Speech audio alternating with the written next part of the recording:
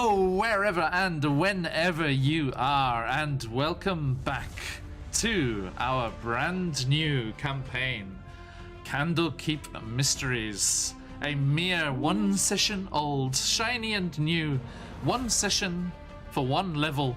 All of these squishy little characters tiptoeing around all of the bad guys and scary things that lie in wait. Just trying to lurk there, waiting to jump out and force them into making new characters. So, a massive welcome to you all. Thank you all for jumping in and being here. It is a pleasure to have you here. Lazy, fantastic to have you. And congratulations to Dreaded GM, Josh, and everyone. Absolutely fantastic news about reaching their goal in their charity stream for the World Wildlife Fund today. Got to watch it this morning. Really wonderful stuff. Wonderful people doing wonderful stuff. And a massive hello to you, sir. And also, of course, Patch, hello mates, and Cyber Fairy Boy, thank you for coming on by. Very happy that you got to catch us live. Thank you for watching the VODs before. And hi Mirren, how you doing? Right, so without further ado, let us jump into a few thank yous. First and foremost, look over there, the far side of the screen. We have two lovely little logos sitting there. First, we have the incredible Django Games. Django Games very generously donated some Candlekeep lore and goodies for me to use in this campaign. Hey, Sunblighter. And also the wonderful cardboard monster, as you can see there. If you are in Australia, as I know some of you are, head on over to their homepage, and if you see anything, Sunblighter, you absolute legend, thank you so much. If you see anything you like on their homepage, use the promo code PhoenixEwacky for 15% off their order. Again, if you are in Australia. Why Australia, you ask? Well, because coming up on July 10th, we have a rather special one-shot, the Antipodean All-Stars. Incredible guests from Australia and New Zealand. Do join us for that. Sponsorships and fantastic prizes from Sirenscape and Gateway Games, and also this wonderful promo code from Cardboard Monster leading up to the whole thing.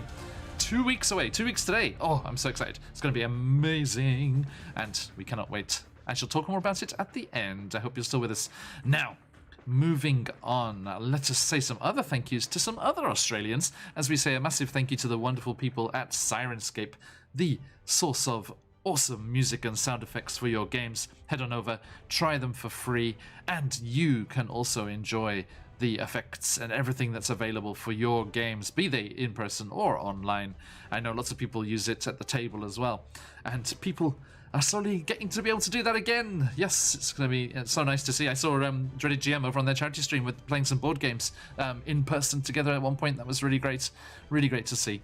And we are looking forward to the Japanese government getting their ass in gear so that we may do the same. Now, as we move on, let us also say a massive thank you on the music front to the YouTube channels Dark Fantasy Studio, Travis Savoy, and Epic Journey. 3 sources of incredible music for your RPG games, and just for listening to, generally, basically. If you head on over to our VODs on YouTube, you can enjoy those incredible sites for music, as we have all of the links there as I try and type and talk at the same time. There is the link for our YouTube channel and for Twitter as well while we're at it. If you head on over, you can get all the news and all the updates and lots of other little bits and bobs from my good self, as you can peruse at your leisure. Now, that said, one more thank you. Over on Patreon, the incredible Will Savino, another source of music that we like to use. This one costs money, but it's well worth it. Motivated Jackal, much better than those lazy-ass ones. Thank you so much for sticking around. It's good to see you. Welcome on in. Look out for your Twitch whispers later, because you will receive an invite to our follower-only Discord, which is going to be heading your way after I stop talking and playing games with these fine folks. Speaking of these fine folks, after I've said a massive hello and thank you to the VOD squad, which I think from the looks of things our friend Cyber Fairy Boy was part of until today, finally catching us live, it is incredible to have them watching our games and following our stories. Lots and lots of stories. If you head on over to the schedule page on our Twitch channel, you can see everything that comes rolling around every week. We are very, very keen on playing this game of ours, so we're doing it quite a lot. But enough of them other ones, that lot. Who cares about that lot? Let's talk about this lot. Okay, we have some wonderful, wonderful guests here to play in our game. Let me go around anti-clockwise from my good self up here. And first up, ladies first, we have Diaz. Who are you? Who are you playing, and where are they at right now? Hello. I usually go by Daisy, but today I am Diaz. And I'm a changeling cleric of the trickster religion. And last time I remember, we was hopping on a boat. Indeed. Flying boat. A flying boat. Indeed, indeed. Thank you. Okay, moving on round. Greyra, please. Hey, I'm Matt. I'm playing Greyra today. I am a drow druid, and I just love stealing. Indeed, indeed. Picked himself up some omiyage from a friend in the last one. Okay, Maros, please. Hello, I'm Senses, normally known by Chris, but here I am Maros. I'm playing a high half-elf knight. And yeah, we're on a flying boat thing that had just miraculously picked us up. Da-da-da. Okay, thank you. And Thug, please. Big Man Studios. Catch me on Instagram for miniature painting. But I'm playing Thug, and I'm currently hanging off a ladder, going up to this boat, or airboat. Indeed, indeed. Hey, huge thank you to the Nat30s. Thank you, Nat30s, our teammates over on our Twitch team. But before I forget where we're at, last but certainly not least, lurking in the corner, shadowed cowl covering their half-rotted face, Osmosis. Howdy. I normally go by Cause. I'm playing a undead warlock, and hope to have some fun. Yeah, I hope to provide said fun. Thank you very much. So, yes, there they are, the lovely players joining us from all over the world as we jump into tonight's Candlekeep Mysteries. So, welcome in, everyone. Sit down, grab yourself a drink, and enjoy the ride. When the seatbelt sign is lit, please do fasten up, as it can be rather turbulent through the skies of the Sword Coast, as this airship will be making no scheduled stops all the way down to the south, past Waterdeep, Baldur's Gate, and towards Candlekeep, as we return our adventurers to their hometown of Riverbend. A hometown which is apparently under a slight curse situation at the moment. That is why this mysterious figure, this forest gnome Arafor Tan, and his rather aggro bird Jimmy came swooping down out of the clouds to pick you up, seemingly knowing that you were going to be up in those mountains, as last time Vajra Safar, the Black Staff of Waterdeep, the head mage of Waterdeep, sent you somewhat suddenly, against your will, might be an extravagant exaggeration, but she sent you hurling through whatever pathways she has access to, and you arrived on the slopes of Mount Hotanao as you found yourselves on the edge of a volcano, apparently looking for some Goliath fellow. A Goliath that hoved into view soon after, with a small little kobold friend up on his shoulder. And you heard of suspicious activity, strange cultists shifting and moving around in the interior of the mountain, in the old mine workings left by the dwarves of the nearby citadel. Turn myself down, sorry, I'm quite noisy. And you crept forward, sneakily trying to see what was lying ahead of you. And that's when Greyra kicked the pickaxe that was lying in the darkness near his feet, and alerted to your presence, the cultists grabbed up little Raku, your kobold friend, and a minecart chase ensued as you went hurtling through the old dwarven mine workings. You came to an abrupt end of the line and you all dived off the cart, managing to jump to safety before it plunged over the edge into a into a chasm full of magma. It was then that you saw the cultists and their evil doings as a necromantic ritual was well underway. You battled against the cultists and zombies as well as you fought your way across a bridge above the magma, and you were able to defeat the evil ones in whatever dark task they were at, and you heard some rather disturbing things, some rather alarming words from some evil entity that was almost summoned and brought forth into this world, but the ritual was interrupted. And it was then that Diaz's trickster god, the Traveler, pointed out the way that they should be traveling, and with Daisy was right there. No, Diaz's guidance, you found your way up to the surface, just in the right spot for Arafor Tan to come swooping down, pluck you off the side of the volcano, and turn the ship to the south, towards the cities glistening on the edge of the ocean, down towards your home, which he told you was in some rather dire straits. Now, as we are traveling along here, dun, dun, dun, dun, dun, dun, dun, dun. Let's just bring the music down a little bit here. You have gathered yourselves together, straightened up your robes and armor and hoods and cowls and the like, and you were ushered by this forest gnome into a large cabin in the center of this airship.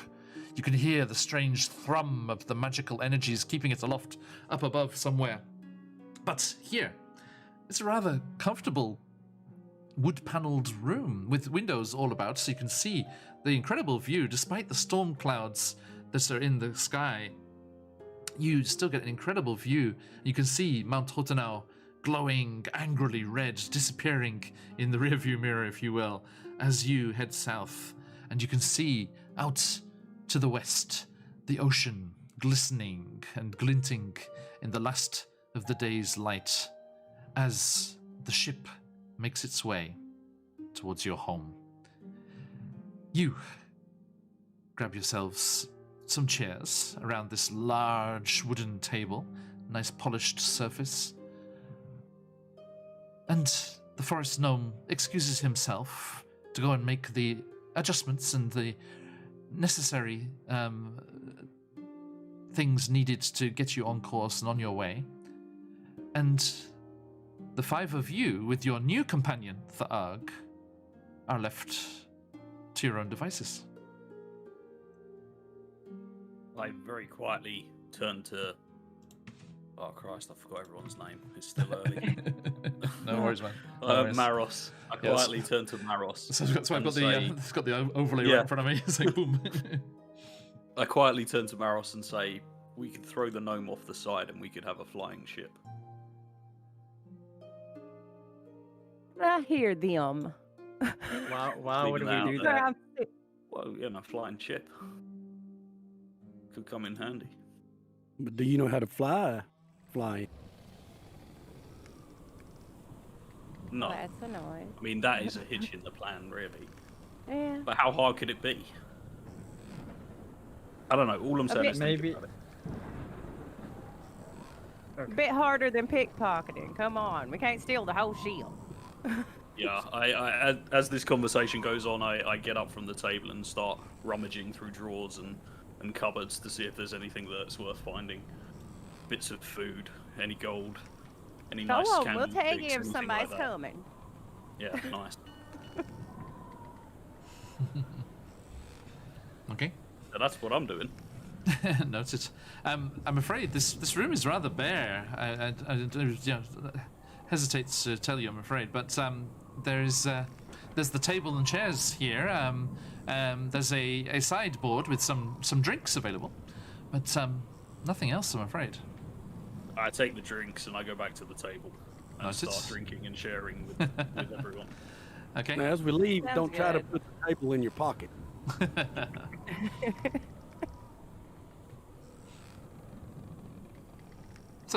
where are you going? Why are we here? Like, nice of this lad to pick us up, but who is he? I thought I heard someone call him Adafor. I'm not even for sure. Adolf, okay. Hey, he's got a cute bird with these little birdies. Angry cute bird.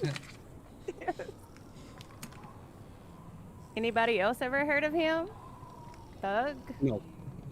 Anybody? Oh god, it's the voice again. I forgot about the voice. I'm sorry, that threw me for a loop. Okay. Okay. Sorry. It's okay. We're not being insulting them. So, what we drinking anyway, y'all?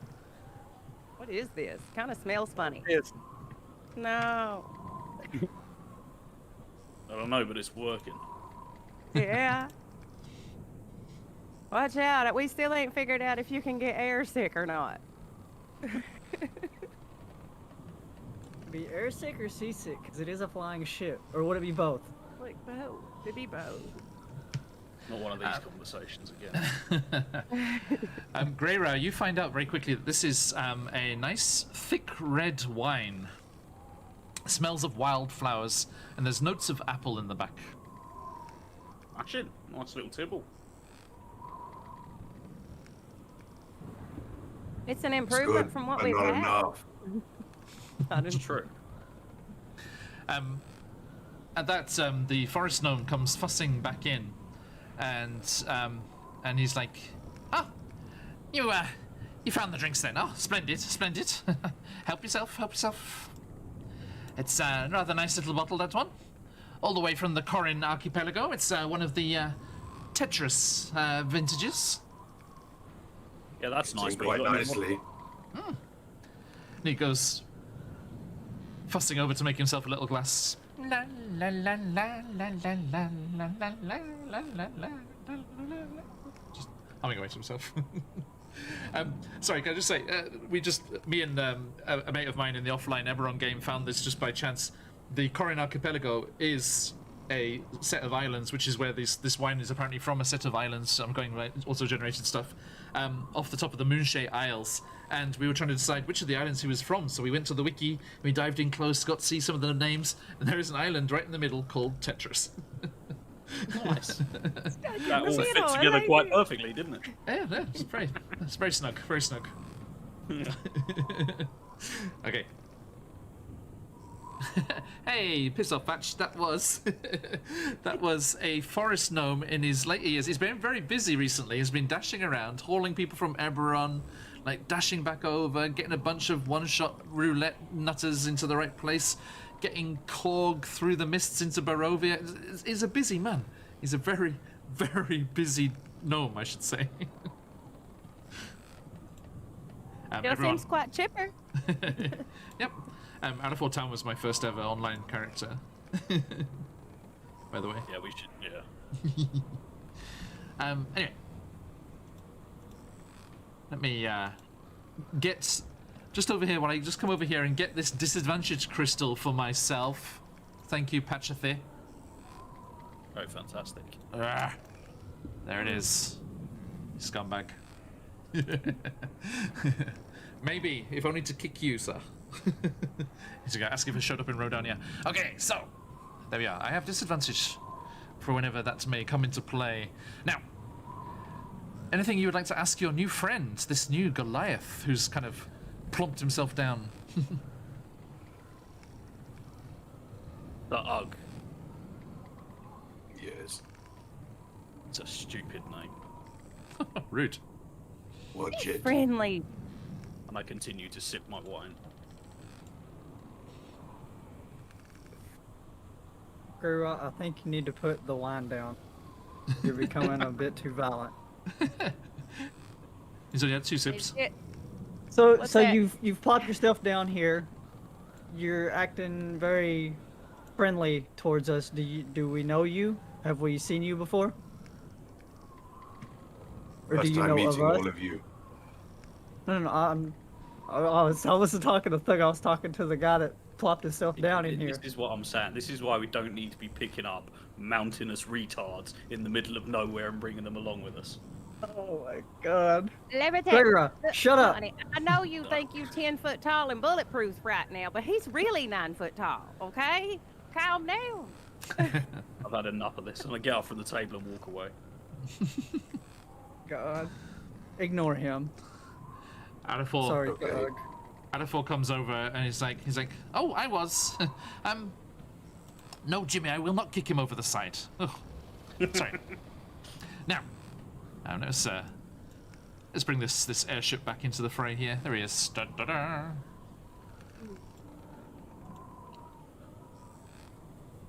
Oop.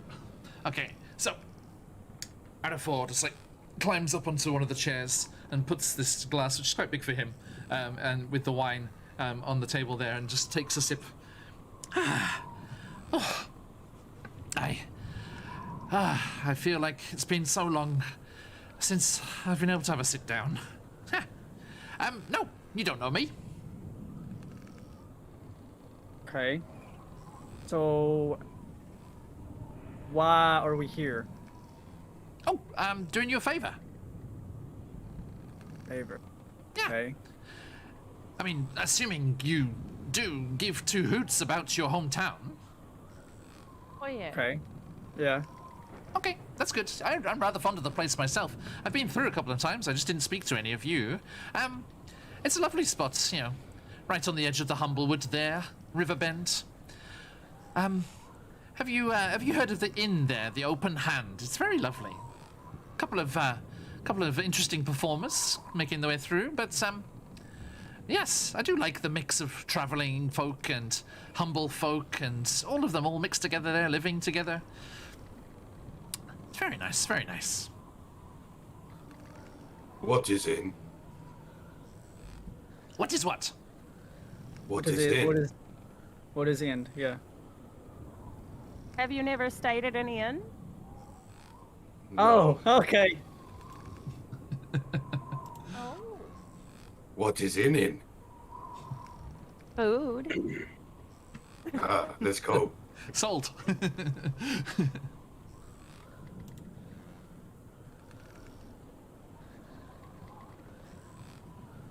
Well, I'm afraid, it's not quite the nice place to visit at the moment, unless you have some kind of ward or the blessings of some god or whatever. I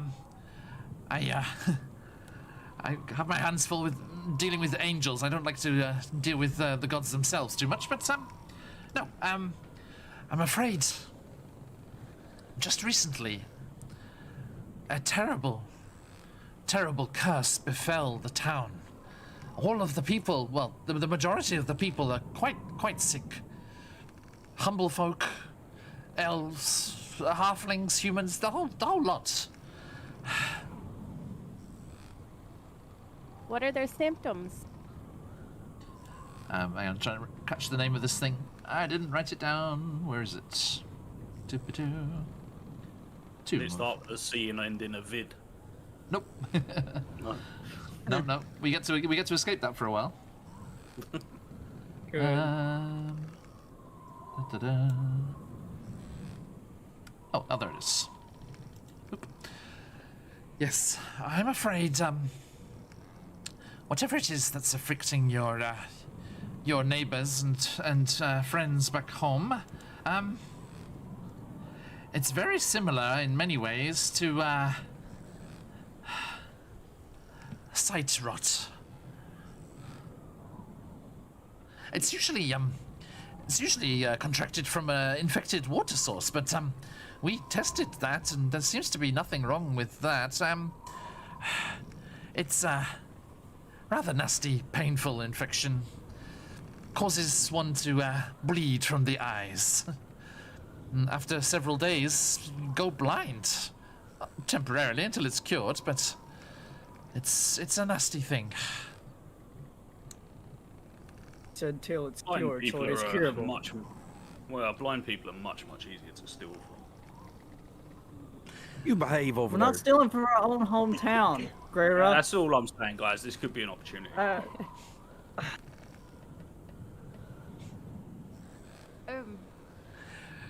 Don't you Che- yeah, fear thank- that we thanks will to- catch it? I was gonna say thanks to Absi for giving us a good like plot device for getting you to Candlekeep as you flee the angry villagers. Get us to Candlekeep nicely. Oh no, I don't think so. No, you'll be fine. I'm already dead, so it doesn't matter. I can't catch you no how. I don't think that's how it works. Oh.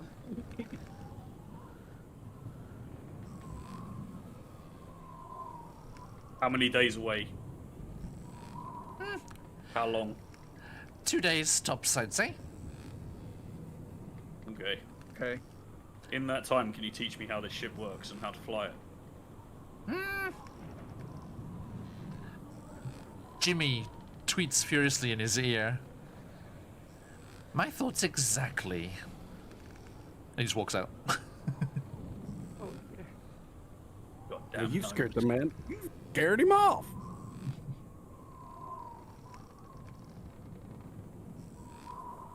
Obviously, they want us to go and help at this, the town where I met you lot.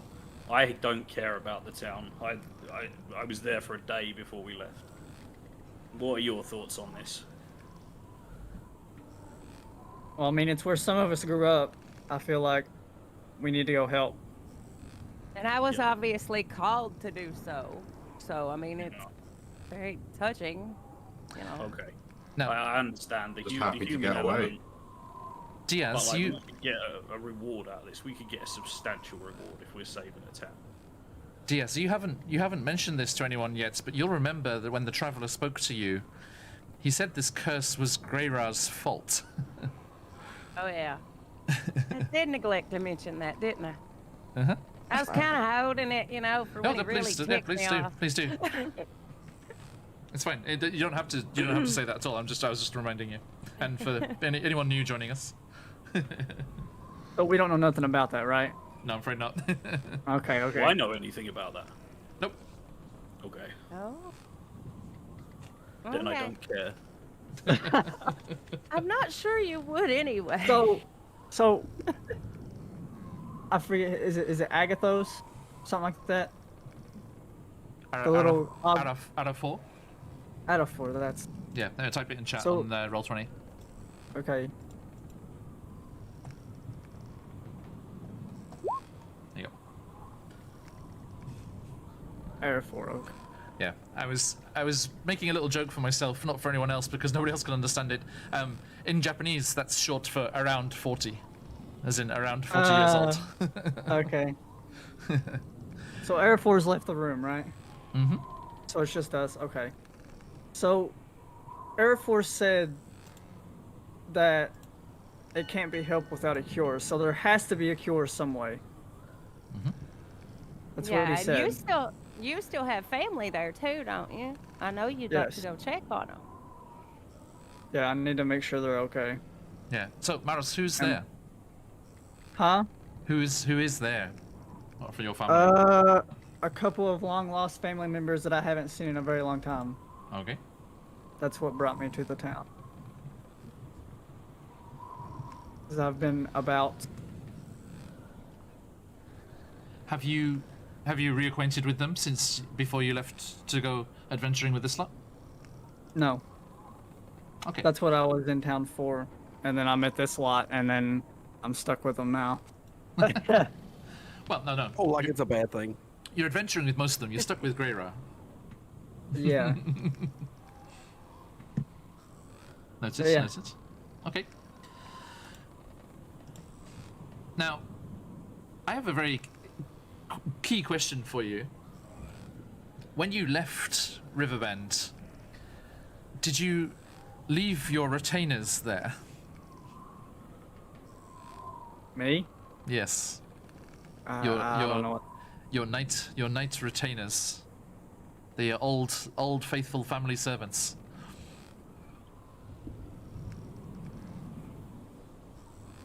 I guess.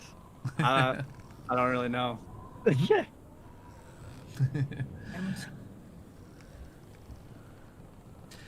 How about this? You sent your retainers to go and try and make contact with these long-lost family members because they would have had memories of them to kind of soften the blow and kind of warm them up for your arrival. Then you met this lot who offered the opportunities to go gallivanting off on some adventure, and getting cold feet and not actually wanting to meet the family anymore, you skip town with them. Okay, yeah. Yeah. Does that work? Yeah. It's great. Okay. So, yes. There are 3 members of your household who are waiting for you there. These retainers, faithful servants to the Maros family. I mean, sorry, I don't know, do we have a family name? We just had Maros, didn't we, so far?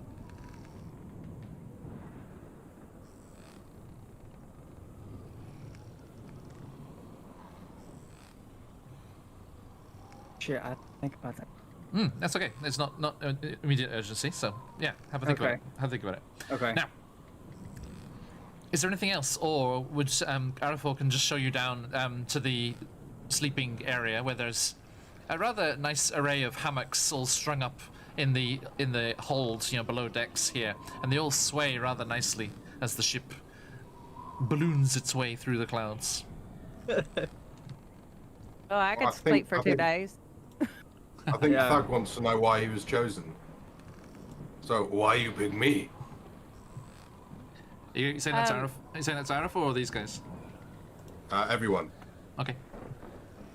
Well, the black staff lady said that we would find a large man. Have you ever met a lady with a staff, Thug? Oh, I only seen giants. They all bigger Oh. than me. Oh. So, oh shit, did you get the wrong person? I look at Thug and say, well, we chose you for your vocabulary, really. Good.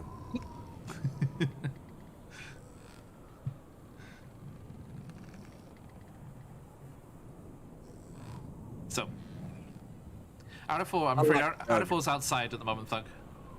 He's out towards the prow of the ship on that long deck at the front there. Hey, just osmosis. You get inspiration from Josh, aka Firemore, and Tuln as well. you.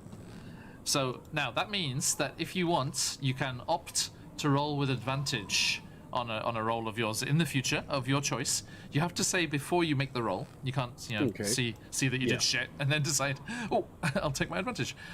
So yeah, that will be whenever you want. If there's an important roll that you want a better chance of succeeding on, everyone do. Sorry, I'm going to balance it on your head like you're a sim. There we go. Everyone, yes. If you see any of these players languishing without a inspiration crystal, you may use your dream pies to award inspiration to whoever you choose. Be that your choice, or by the roll of the dice, as Josh did there. By the way, Josh. Oh, go ahead. Sorry, Daisy. Quick word to you, Josh. The rematch of the Josh fight is building momentum nicely. There are multiple Joshes on board as we speak. This is going to kick off at some point in the future. Did you see that whole Josh fight thing? Yeah, it was Yeah. epic. There's I going thought to it was be 10 people in the field, and it was hundreds. Brilliant. there is going to be a one-shot in the future of all of our D&D online streamer friends called Josh, of which there are several. We are going to do a one-shot Josh fight. Sort. Bring pool noodles, right? Yeah. All right. So, Thug, Arafor is out at the prow of the ship. If you want to ask him as well, or you can stay in the nice, warm and dry of the cabin here. Thug's going to get up, bang his head on the ceiling, and then make his way out to talk to Arafor, gently rocking the airship as he moves. As you step out, the rain comes lashing down, just instantly drenching you, but nothing you're too worried about. You're just happy that it's rain and not snow. It's a nice change from when you were up in Icewind Dale. Arafor, why you bring me here? Strains his neck up. I didn't bring you anywhere. You chose to come here, my friend. Why they bring me here?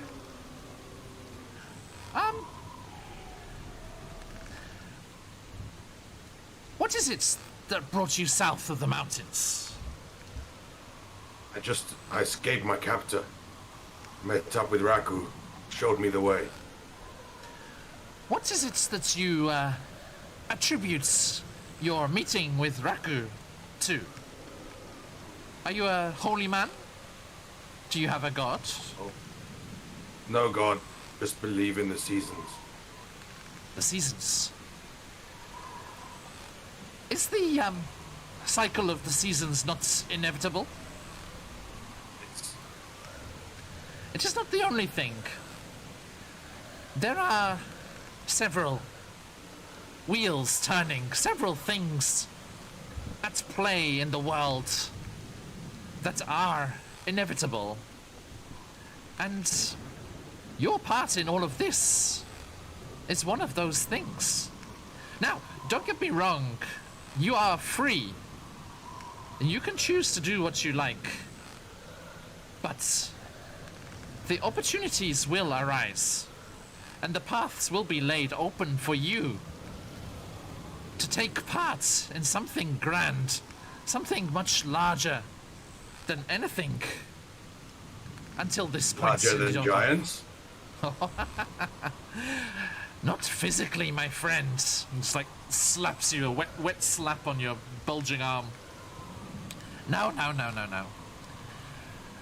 Historically large, my friend. Historically.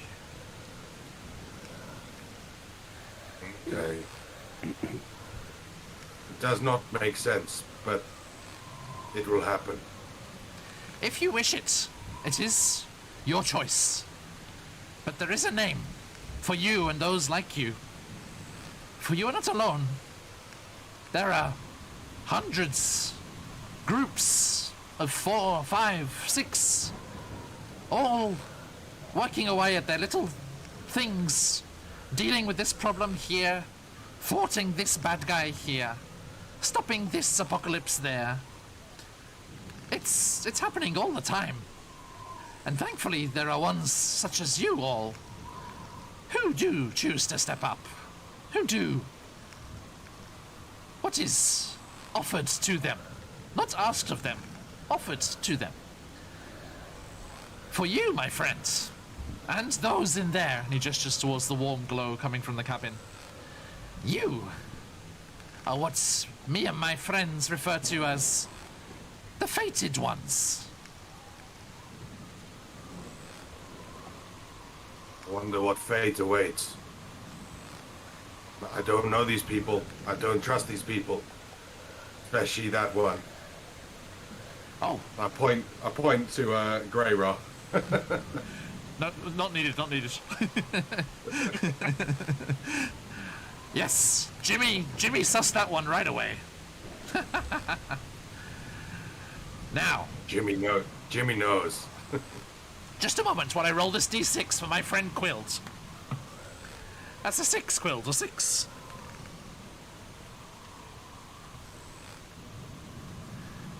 Now, I assume if we're going around the overlay, Quilt, that would mean osmosis, but he's already been lucky.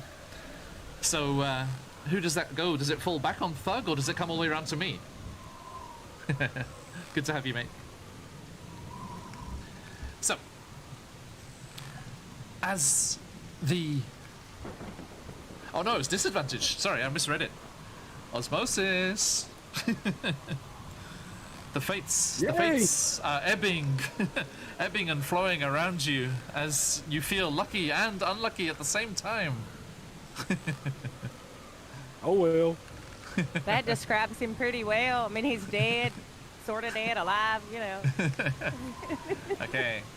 Now, Osmosis, with the unlucky version of this, I'm afraid you do not get to choose on that one. That is your next roll. So whatever your next roll is, will have disadvantage, which you can cancel with your inspiration if you want, or you can save the inspiration for something else. And Adafor is going to quickly dash inside because this rain is really noisy. Oh, he shakes his beard off. Oh, why did I go out there? It's bloody awful.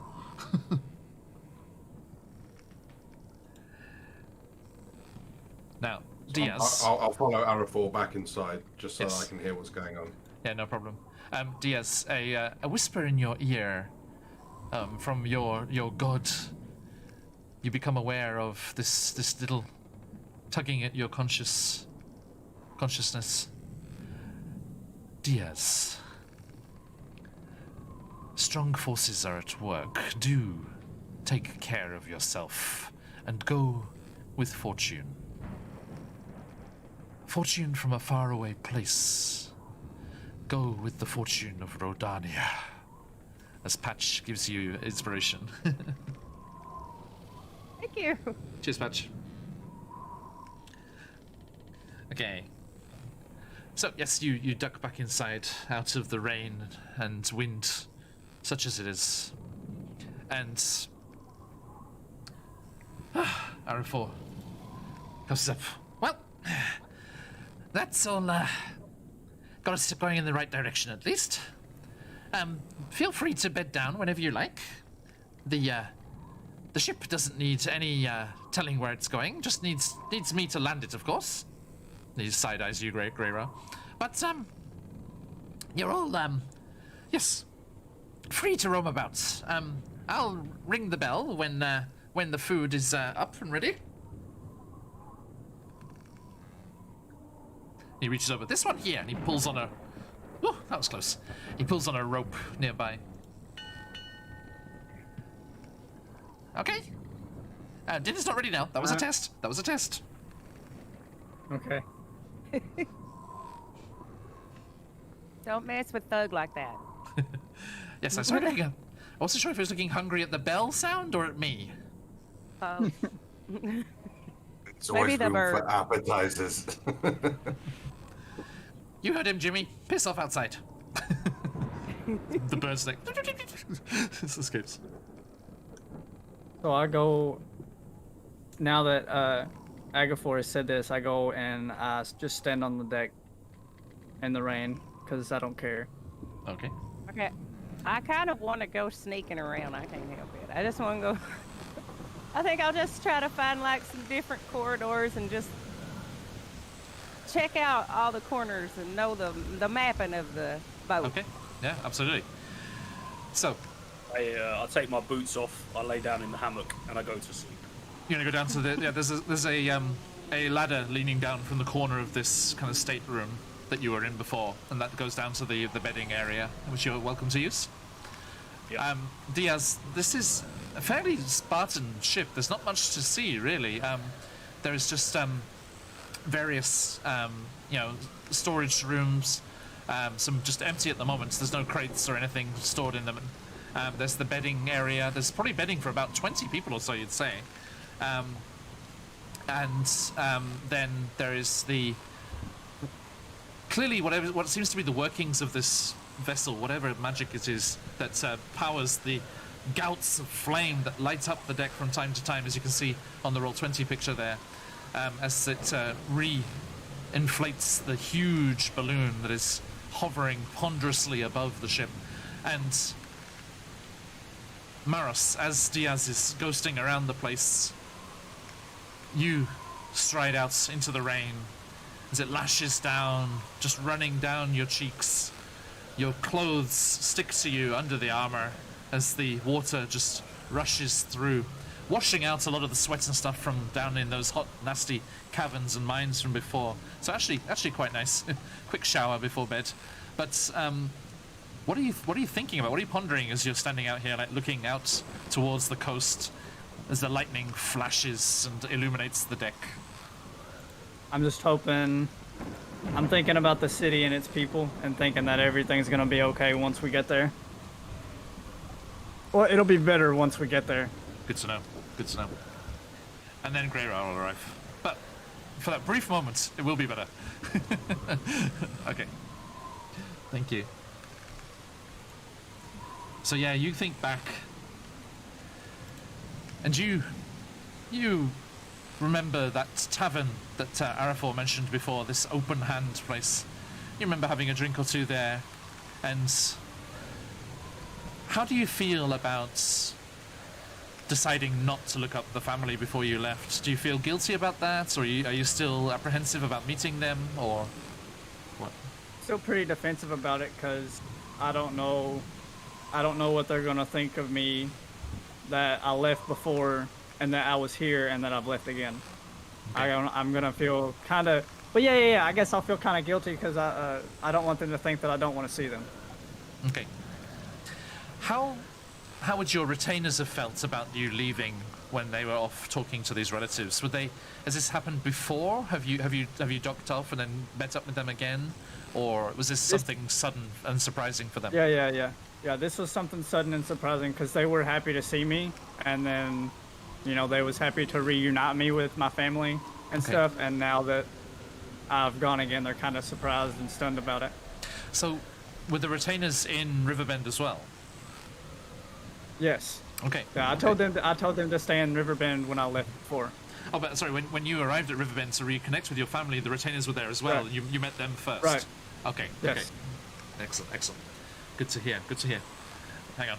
I need to go over to Dreaded GM's emotes here. I need this. Lore dump. Okay. Now, Osmosis. Yes. How are you feeling? Tired after thugs squished me 20 thighs in the cave. Yes. Where are you? Are you out in the rain, or are you in the stateroom, or down in the bunks? Down in the bunks, resting. Okay. So,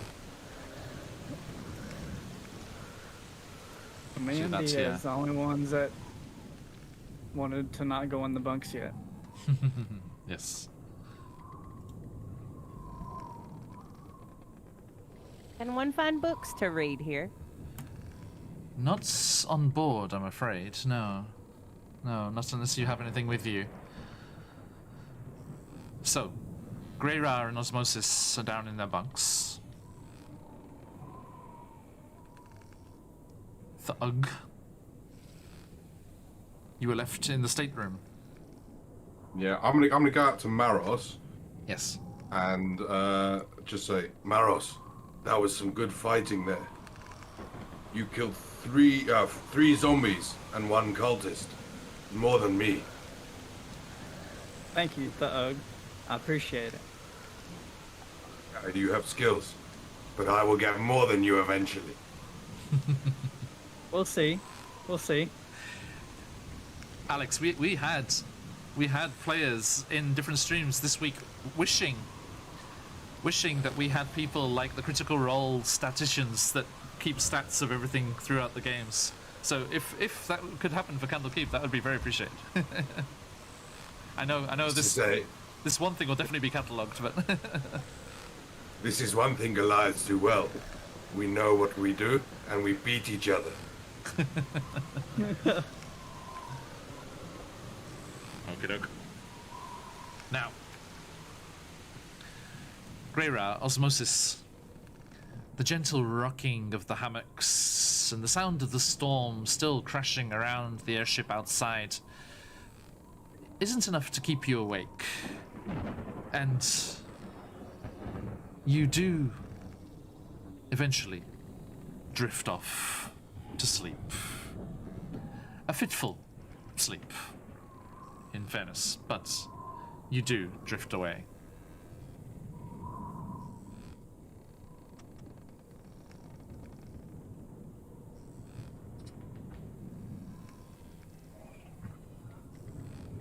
Osmosis.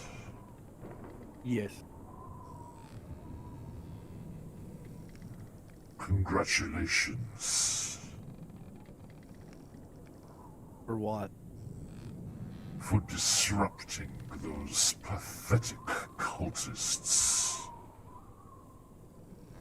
Oh, yeah. You're welcome. You find yourself with a promising bunch. Yes. Do you still hold true? Do you still remember? My past? All of it. Yes. We have allowed you to return to the material plane for now. But we can bring you back to the 9 hells anytime we wish. Please don't.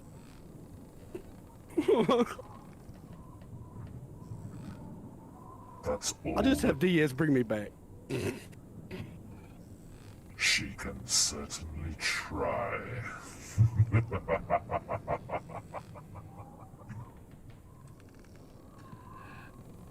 And the voice fades and disappears as the night takes you again.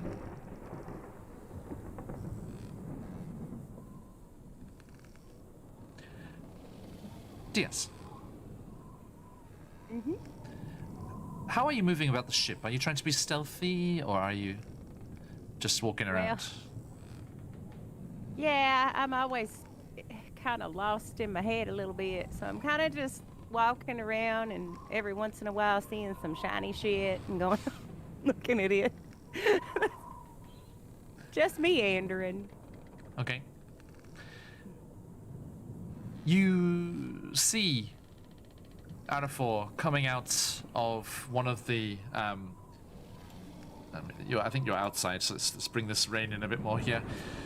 So you see Arafor coming out and wincing as the rain lashes into his face, and he kind of forces the door open. And behind him you can see this very strange kind of eldritch green glow from whatever chamber it was that he was in, directly underneath the workings of the airship there. And he sees you and like hurriedly closes the door and locks it up. Ah! Diaz, yes? Yes. It's terrible out here. You want to get inside? Stay dry. Catch your breath. Yeah, I'm good. I just feel like I walked tonight. Well, don't walk too far. I'll try not to walk off. That's my main goal. Hey, Dove. Well, I'm afraid this little bit here, this is off limits, but feel free to wander about as you like. But why would you stay out in this any more than you have to? Ah! And he bustles past you and goes back inside. Back inside the shiny room? He goes back Or back inside into the main boardroom. Okay. Well, Stateroom, sorry. I'm going in that room where that green stuff is. I need to know how this place rolls. God. The door is locked, I'm afraid. Yeah. Mm-hmm. I kind of figured. Well, I don't know. Now, I'd just be like, darn it. well, no. This is Dungeons and Dragons. Okay. On your Well, list of okay. skills, you will see that there is something called Sleight of Hand. Where is that? oh, I know what's about to happen, I think. But I'm not going to say anything. It's alphabetical Okay. order, so down the bottom. Not your best thing. You're not a rogue. You are a you are a cleric. Those hands were made for Okay. praying, not so much stealing and things. But as you are hard up against the edge of this, with the rain lashing down, blinking, kind of forcing it out of your eyes as it comes streaming down your face, there is a keyhole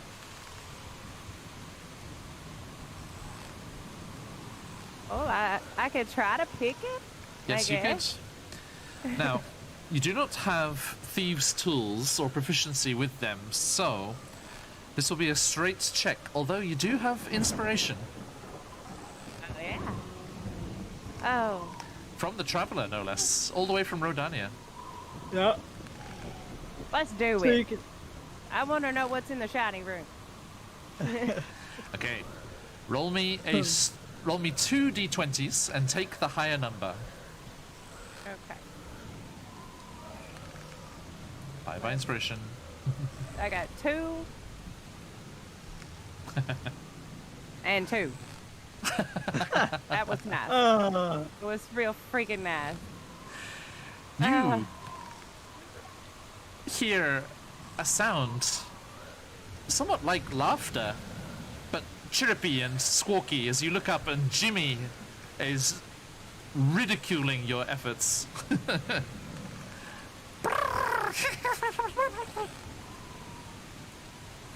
Damn you, Jimmy. I had to try. I got impulse problems. He dive bombs you, just like bushes past your hair, lank and damp as it is, plastered to the side of your head, and just goes flying out as he is illuminated dramatically by a lightning flash. oh, can This I see? wasn't Snake Eyes. That's good. Yeah, Maris. Can I see Diaz from where I'm at? Or no? If you're looking that right, I mean, before you were kind of pensively looking out towards the front of the ship in a very heroic figurehead kind of way. But if you wanted to, you could be looking that way. Yes, of course. Okay. So I go back into the boardroom Yeah. to ask Agafor if I could go drop, but I see Diaz over by this door trying to jimmy her way through, and I would like to go up to meet her and to see what she's doing. All right.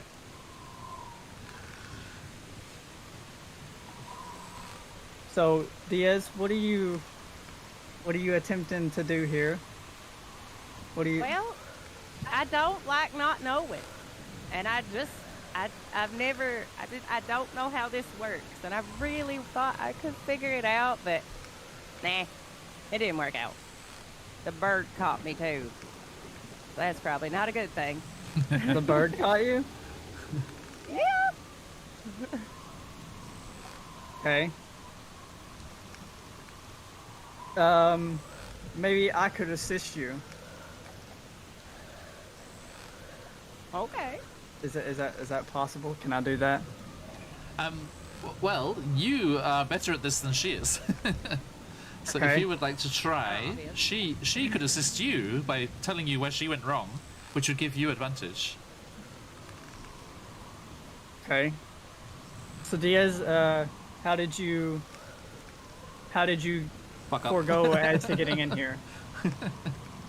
Where did you go wrong? I believe I just didn't get what I was using back in the keyhole far enough. I really do. I think if you just could tinker just a little longer with it, we could pop this thing. Okay. Let me give it a try. Okay, so Alright. you, with her assistance, can also roll 2 d20s, take the highest roll and add 2, as you have +2. So you're doing a little hype rogue here from hype trains past. Well, I have in total, the highest number was 11. The highest was 11 +2, Yep. Yep. so 13. Yep. Okay. You kneel down and, listening to Diaz's advice, try to... Let's actually, hang on, let me just double check something. Okay, yeah, you don't have any tool proficiencies either. Joey, great. Okay, yes, I was thinking if anyone had thieves' tools, but I'm afraid Hello. not. And you try You do? and work away at it. To no avail, I'm afraid, as you are also unable to unlock this high security door to this very sensitive part of the ship. Okay, so I steam off and I go drive because I'm soaked. Yep. Head back into the stateroom. Yeah, I think I probably ought to get some sleep. So I probably ought to do the same. Okay. Thug, what are you doing? Where is the? You going to bed? I'm going to go and find the storage area just for a bit more space, just to lie down. Sure. And just on the floor. Yeah, Yep. Kind of nice put and comfy. some of your pack under your head. Lie back. All right. Agaflor, is there a place in the bunker where I can lay my armor to dry? Yes. If you just I'm sure we can. Oh, goodness. I'm sure we can rig something up. And he helps you like sort out some of the ropes, some of the hammocks that are not being used. You actually get like run it through the armor and have it hanging in the air there. Okay. Thank you. Appreciate it.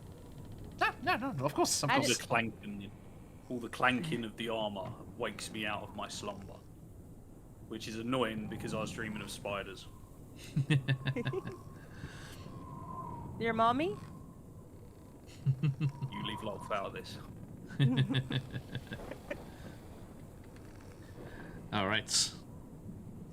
And let me just double check something here.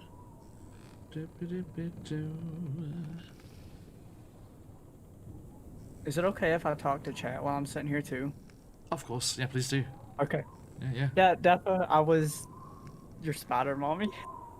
I was actually thinking about that, but I'm just gonna leave it alone because it appears we wasn't meant to go in there. You said I could smash the door. The other option. I love that. Yeah, if we're in a different scene, then just you type it out instead. But Yeah, okay. But yeah, if there's a lull while I'm checking something out, then yeah, please do chat away. We do like to talk with these fine people that choose to come on by. Always a pleasure, everybody. Now. Oh, thank you, Brarinus. Excuse me, is mispronounced that. Welcome. Do keep an eye out for an invitation to our followers' Discord. Be whispering at you later. Now, you all sort yourselves and lie down, and some of you better than others, you know, a bit more robust and used to dealing and sleeping in rough conditions. But before long, all of you do fall asleep. Now,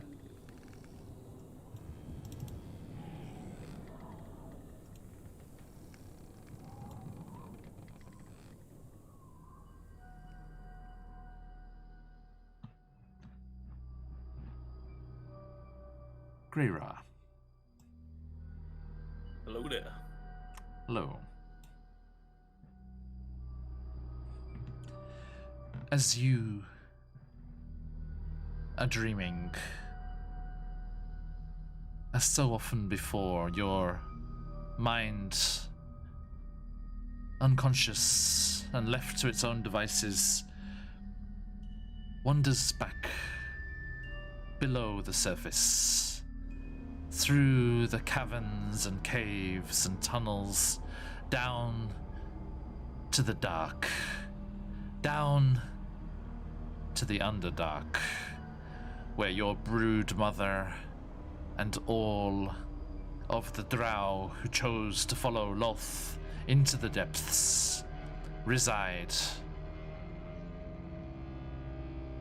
toiling away, working on the downfall of all of these stupid, pitiful surface dwellers.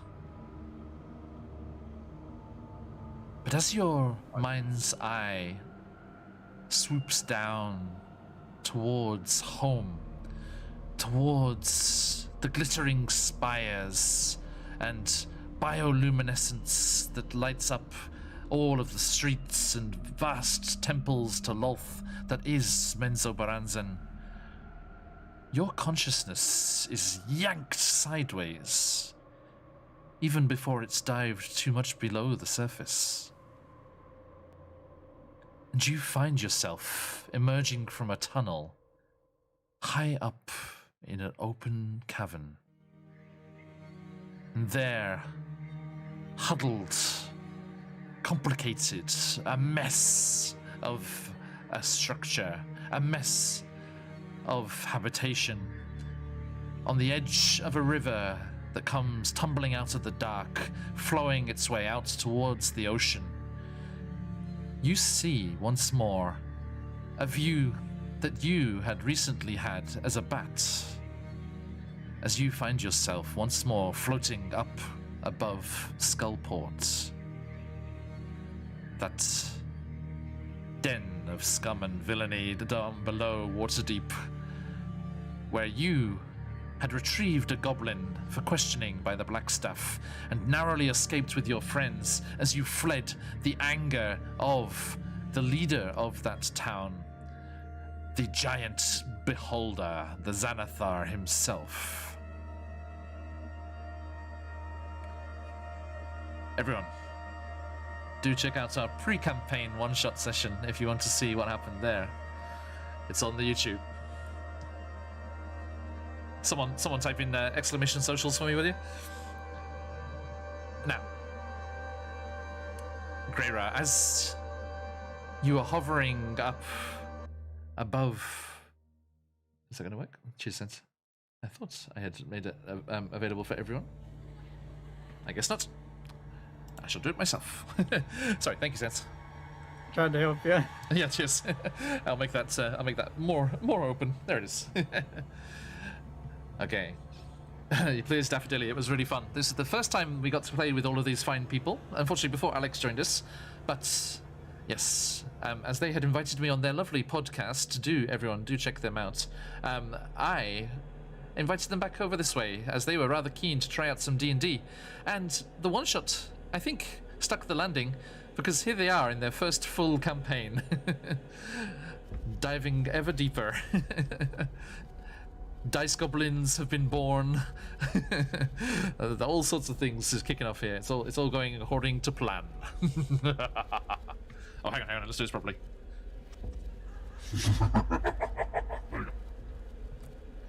Sorry guys, you can't hear that. The chat's getting the voice mod. Okay. Now. Cheers, Steph. As you are hovering up there above Skullport, looking down, you can see the occasional flame skull floating through the twisted streets. You hear a voice. Damp. Malicious. In your ear.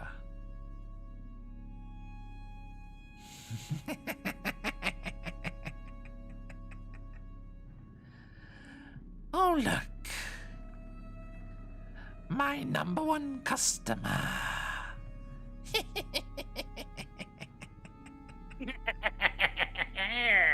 Hello. I I'm should taking say, it you're the hag I met down there and traded for a zombie. He remembers me. Oh, I'm How touched. could I forget? I was Did you very see that thankful. fucker I barbecued in the tavern? Oh, I've had beef with that tavern for quite some time. All So of who your are you to efforts, suggest me? all of your efforts were very appreciated. Now, Daff, that's without voice mod.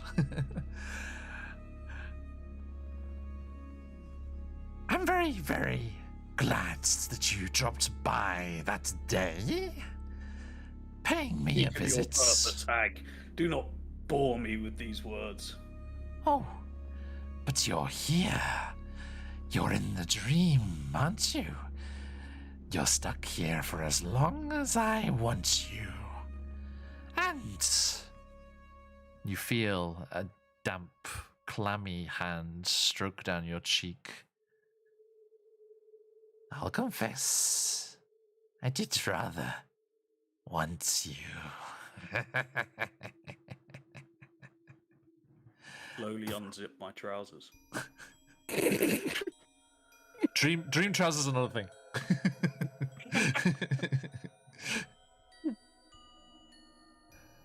Now,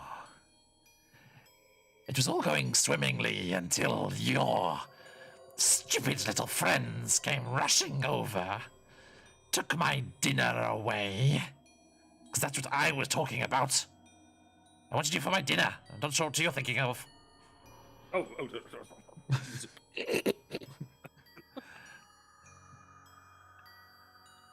I was rudely interrupted. And that stupid girlfriend of yours bound me up with her hideous god's magic. Ugh. So imagine how happy I was when given the opportunity to get my revenge. Especially as you gave me the means to track you. Thank you for the hair and blood. It was... I mean, you can do it on, like, Twitter. You don't need my hair and blood. You can stalk me socially if you want to. Oh, no. This is not no mere stalking. This was me going through your past, finding where you visited, where your friends came from, and visiting justice on them. You know what they say? Justice is blind.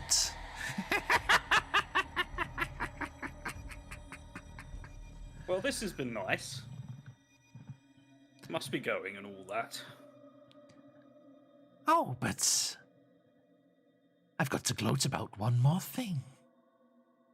Let me guess. You're something to do with the plague that we're going to go and deal with. That's what Am I right? I was just talking about, but 10 no. out of 10. One more. As I said, I had beef with that inn. I had marked the owner.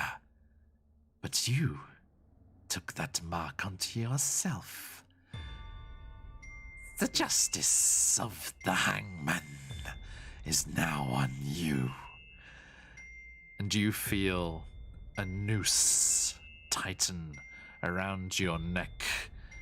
And suddenly, as you are floating above the city, you start to fall. And as the noose snaps tight around your neck, you are jerked awake, back in the belly of the airship. And ever so slightly aroused. Well, yeah, I immediately get to my feet, you know. Okay, And, official. Everyone, I want to make this official for the channel. Apsy is officially the hardest player to fuck with. I get to my feet and I walk over to Sense and I give him a kick in his hammock. Hey, and I go, well, we've got to speak. I might have screwed up here. Oh, damn it! What And about? I beckoned him out into the hall so we're away from the rest of the group. Maris, you're slightly pissed off at this for a second, but you do see from where the hatch in the ceiling above the ladder comes down from the stateroom, you can actually see daylight coming down through that. So it has seemed to have reached morning. So that's good news. Oh, okay. Okay, good. I was about to say, 'cause this motherfucker woke me in the middle of the night, I'm about to be very fucking pissed. He's all lucky good. he caught me. Yeah, Patch, I'm on it, mate. I'm on it. Okay, now it's hitting me. You know, now I'm like starting to panic. Now I'm thinking, you know, I've made a serious mistake here, and I think Maros can see this. You know, I'm visibly I'm now shaken. And I basically explained to him what just happened within the dream. Okay. Even though he seems to have disappeared. Sorry, I'm sorry. I kicked the underside of my desk No and problem, it mate, knocked no all problem. the extension cords down. Zero My problem. bad. Zero problem. Okay, In the game, but I he heard actually you. fainted out of my vision. Terrifying foreboding, yes. Of his recently reconnected family. So you've told me what's happened. Okay. Yeah, you now know what I know. So do you think we should talk to the group about it? No, fuck those guys. They're gonna blame me for this. We've got to keep this quiet. You are the blame for it. Oh, You're asleep. You're asleep. No, you can woken up if he wants to. Oh yeah, you could have like come through the door, I guess. All right, I spin round and I see osmosis there. Don't even address me, you undead rat. Really? You're against nature. I have nothing to do with you. And I turn back to sense. Okay. So What? Rude. what do you? So, what's the best plan of action? You think? I don't know. I'm gonna go and get a drink, and I'll walk off by myself. Climb up the ladder. Yeah. Go back into the room to look for more wine. As you climb up, you hear the clatter of plates and things, and as you get there, Adafor is laying out a very nice-looking breakfast on that stateroom table. You see scrambled eggs, bacon, sweet peppers, and a couple of nice big bowl of apples in the middle, and big flagons of brown ale. I take the That kicks open the door and goes, I smell something good. So from fast asleep to wide awake in 2 seconds. Ding. Morning all. Okay. Morning. So yeah, you all clamber up and you sit down. And unless there is anything specific, well, I mean, unless you want to talk about this all together, we can fast forward through the rest of this journey. Yeah, that's fine. I mean, That's fine. do we really talk over breakfast or no? Or are we all just too hungry to talk and we just eat? Oh, I say nothing. I just eat and drink. Okay. Before we move along, I look over at Grey Rod. I'm like, you look a little sweaty this morning. What's up with you? I just sort of tusk at her and turn my shoulder away. I could do that sound effect. Thank you.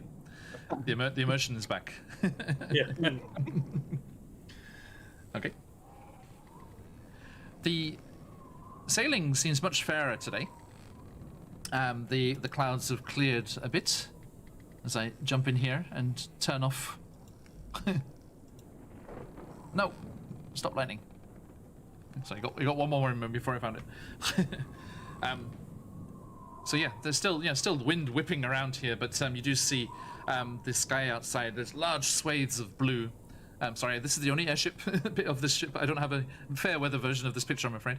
But you see, vast swathes of blue and a dazzling twinkle and shine off the waters, off towards the west there, and as you know, on your right side as you're going down to the south, and you do see, actually, off in the distance, somewhere that you were, where you left, probably just yesterday, I think it was, when you left Waterdeep, and you do see the large mountain peak rising up above its deep water harbour, and you can just make out, if you go over to the side after you finished your breakfast, you can actually see a couple of the giant statues towering up above the buildings, and you can see, and kind of, everyone has a little scowl at the Blackstaff's tower rising up in one part of the city there.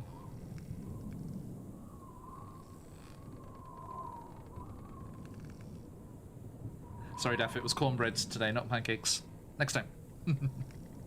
Now. Can I have a conversation with Diaz? Absolutely, sir. So as we're coming into town, as we're sort of floating down, I sort of shuffle over. And I just ask her, does she know anything of blood magic? I know you've had dealings with demons before. Yeah. I've seen a bit of it here and there. Okay, so hypothetically, and you know, let's call him Bob. Say Bob made a mistake and has basically given, you know, bodily fluids, and I won't say which, to a hag that is now tracking him, or her, or no, it's Bob. It's fine. It's him. What would you do? I'm not exactly sure. I mean, obviously, if Bob has some part of you, or whoever. It's not. Damn it! It's Bob. I know it's always. But here you go down there. Anyway, they're gonna have a hold on you, I believe, until we can either find something to reverse that or get what you gave them back. Okay. We might need to go back underground. I'm just saying. And, like, maybe that's got something to do with what's going on. Annie? Possibly. You know, I know what you're talking about. Because it's not like we've been running around giving it. It's a hard. I've said too much. I know. And I will.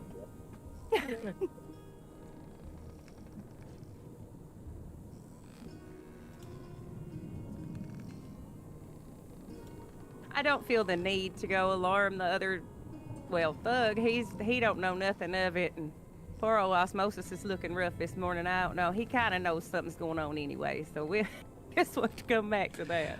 To be fair, Osmosis looks very rough most of the time. Oh, that's true. Yes. Yeah, like 99% of the time. That's all right. I heard what you saying. I know your dirty little secret. Well, I'm about to sing something. Shut up, Andy. I was doing dirty deeds, done dirt cheap. Good song. Now. Okay, Diaz, Guerrero? Are you okay there? Yeah, that's it. Yep. Y'all done? Okay.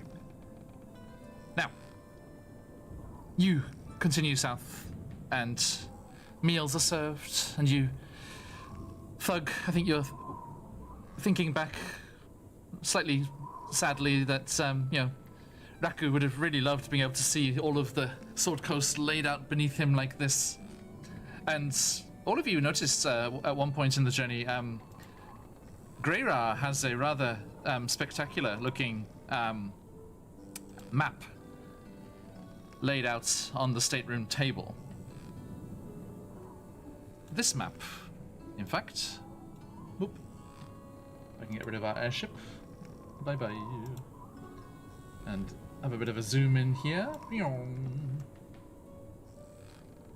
As you make your way down the Sword Coast, somewhere in there is where Tetris is, by the way. Hang on, try and ping it. There. the archipelago there. So, you are, let me get this right, and make sure you're in the right spot here. Yes, okay, so Waterdeep is up here. Okay, at the top there, that little cluster of buildings there, where it says Sword Coast. Yep.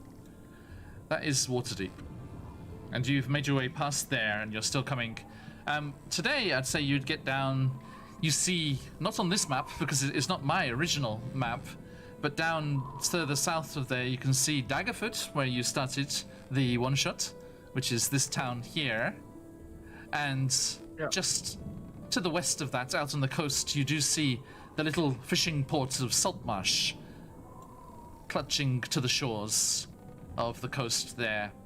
And you continue flying south, doing a slight detour out to the ocean, down over Orlumbur Island here, with its famously treacherous waters, as you do not want to be passing over Trollbark Forest and the ominously named, although you've never visited it because you've been warned against it, Warlock's Crypt. Osmosis' summer home. Spoilers. No. No.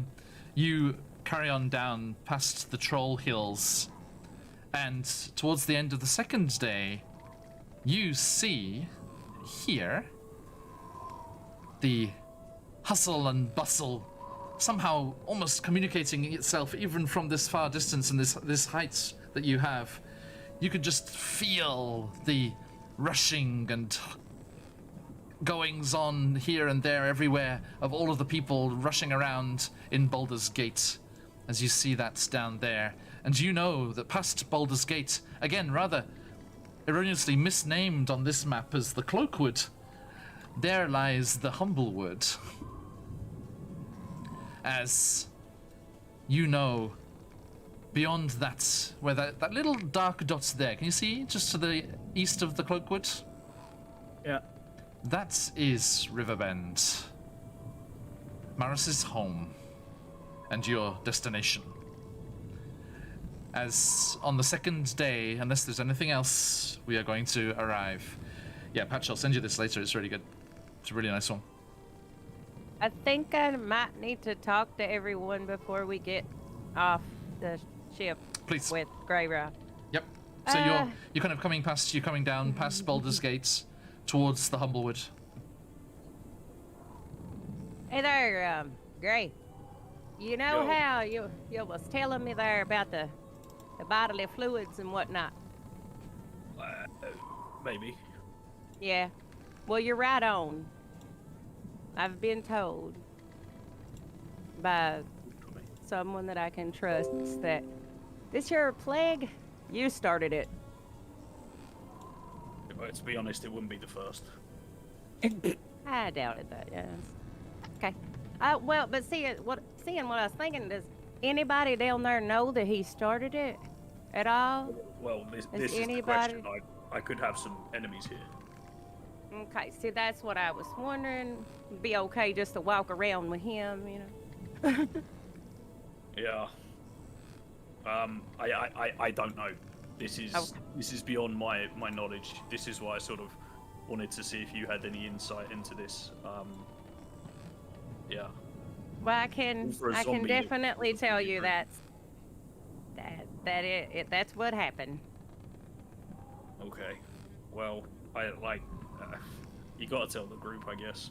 I don't want you to, but if we're walking into this situation, everyone should be on the same page. But yeah, leave me out of it, huh? Also, Well- I very much think we could leverage our position to get the inn.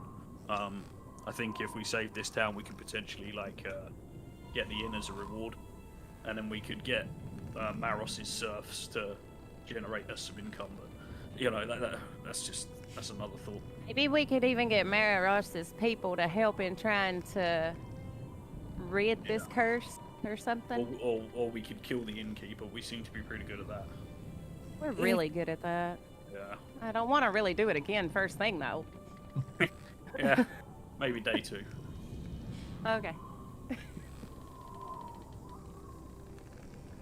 Okay. So, I guess I need to tell the others, so I'll go tell them. I'll be up the bow and I'll walk off. Okay. Alright. So where's everybody else at? On deck. Oh, on deck. Alright. So I walk up to you and a thug and Yeah, you Y'all can, and it's not a huge ship, so you can gather people quite easily. yeah. And y'all are looking down like it might be nice to go down to this pretty city and enjoy meeting some friendly people. Even though there's a plague, it looks lovely from up here.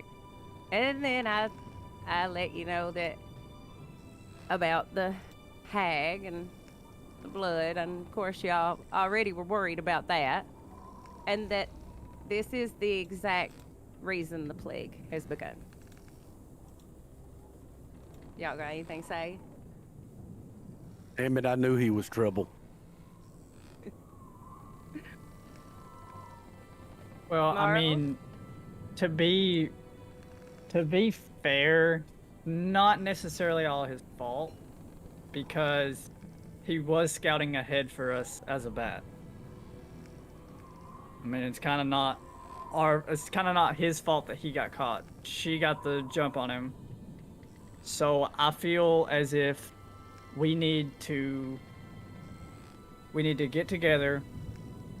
We can take him to my servants and meet up with my family. I can tell them what's going on, who you guys are, give them the backstory on what we need, and hopefully they can help us. That's what we were hoping as well. The UG? I have nothing else to do.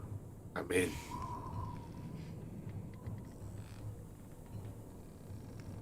Okay. Okay. Guess that settles it. So We're when we all on the set same page. when we touch down, I guess we need to figure out where my family's at.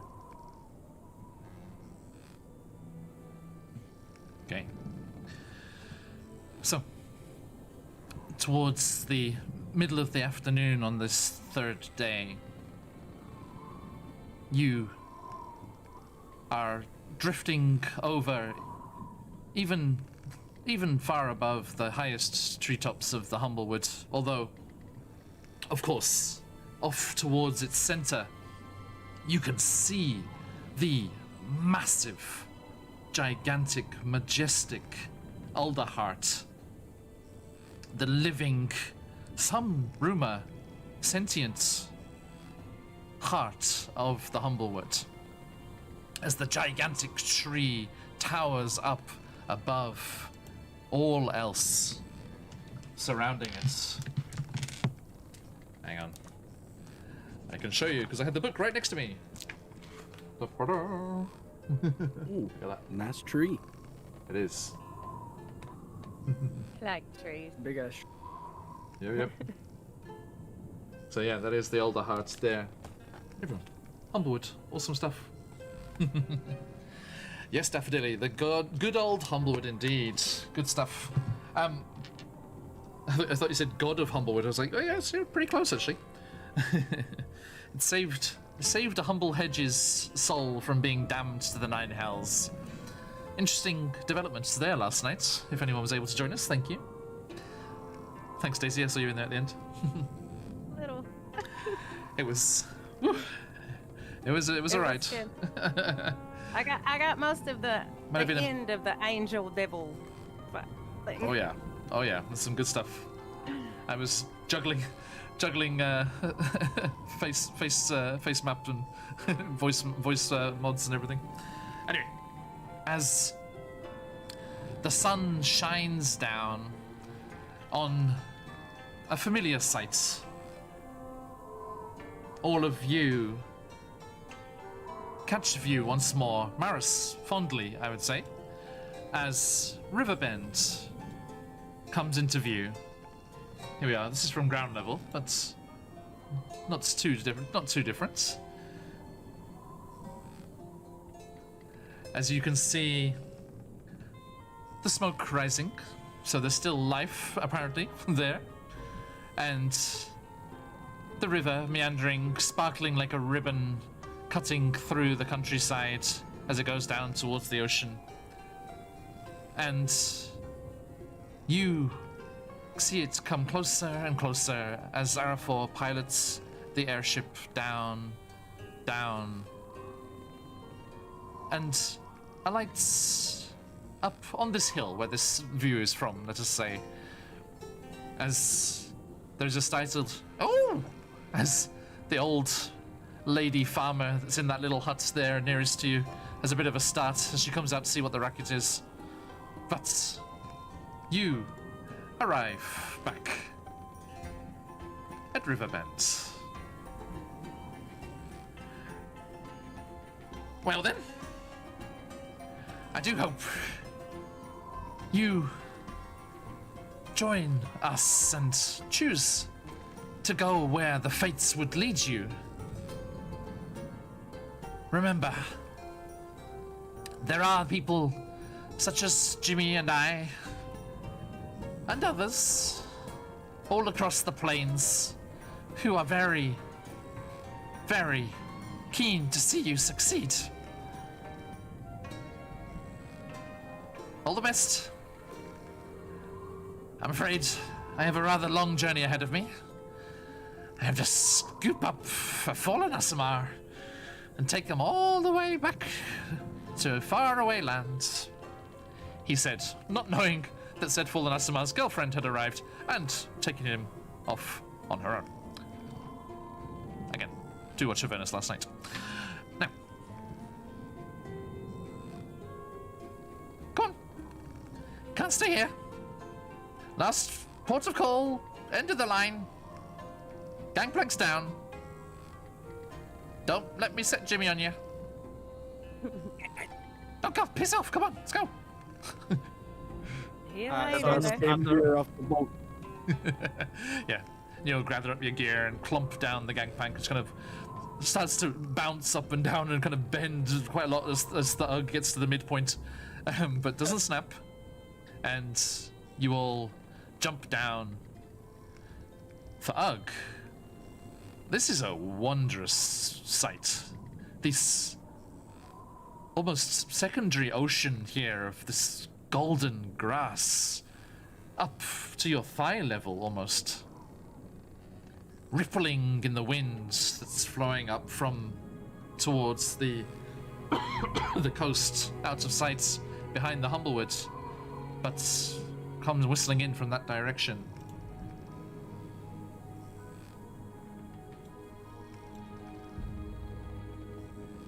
And as the airship ponderously claws its way back into the sky, you hear an angry twittering, and you see a small, calloused forest gnome hand waving goodbye. Action mark. Don't jinx it. You know it's not peaceful. This poor place. If you want to see... Sorry, speaking of VODs that you should catch up on, if you want to see with the first time that this town was the unfortunate target of one of our games, do go back to the incredible Humblewood one-shot that we did with our friends from Carney Sideshow, Quest Junkies UK here in chat today, and Orenji. It was an incredible game with an incredible group. That's when Riverbend first made its appearance. And Thug is full-on Russell Crowe gladiatoring his way down the hill, just brushing his fingertips through the golden grass.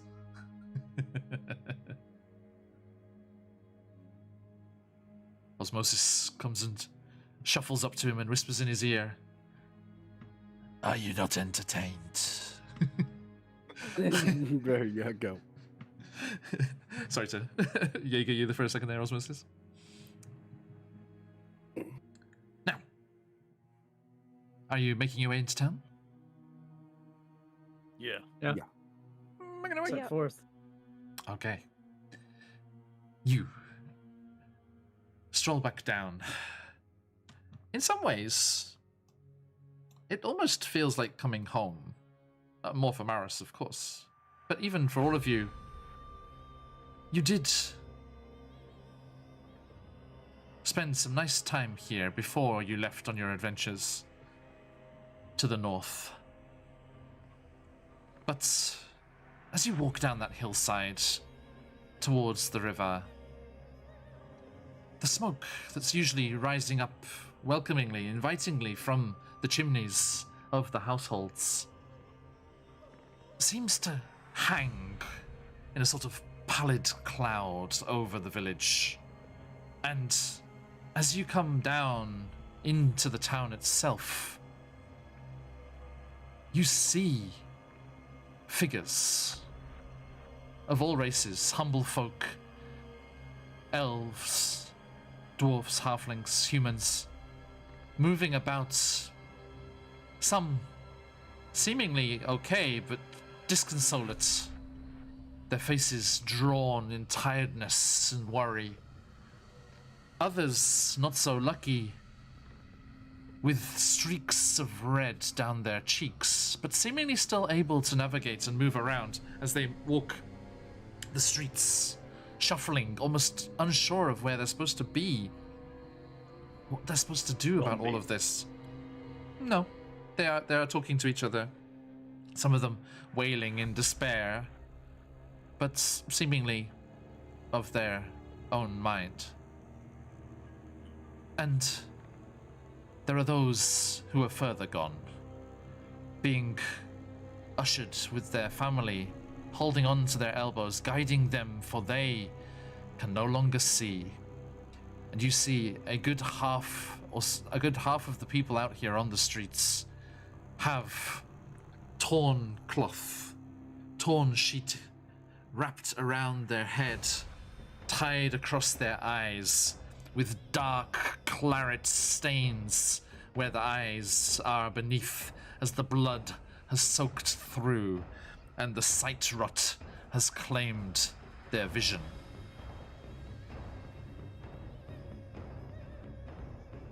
I draw my torch from my backpack, but I don't light it.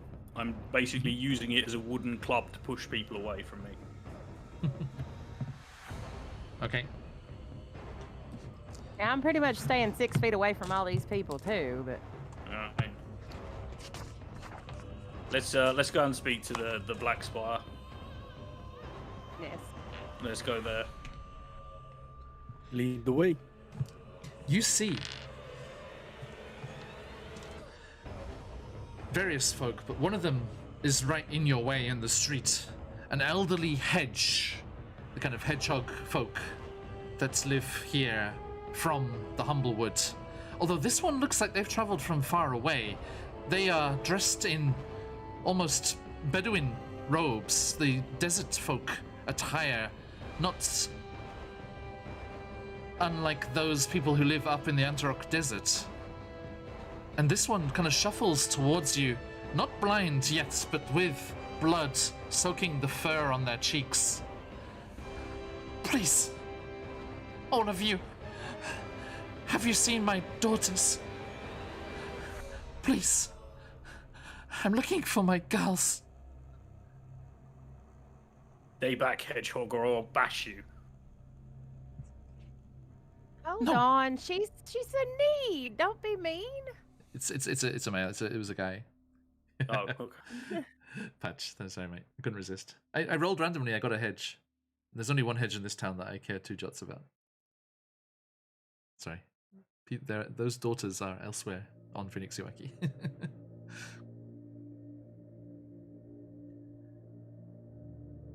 So he cowers from that threat and just like averts his bleeding eyes and shuffles away off down a side street. I laugh.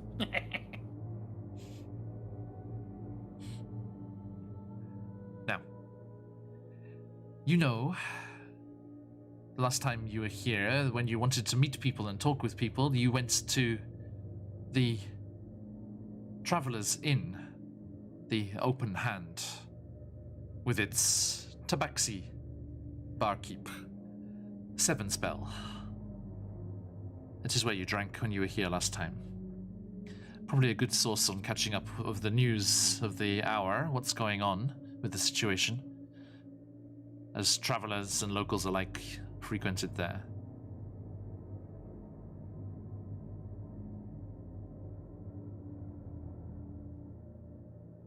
Okay. Guys, how about we go to the bar where we all met at? Use See a if we drink. can. Yeah. We just got done drinking. I We're could never use done another. drinking. This is a serious matter. We need to figure out what's going on. Hopefully, we can get some insight at the bar. Need a drink.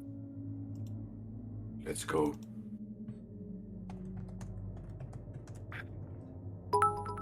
Okay.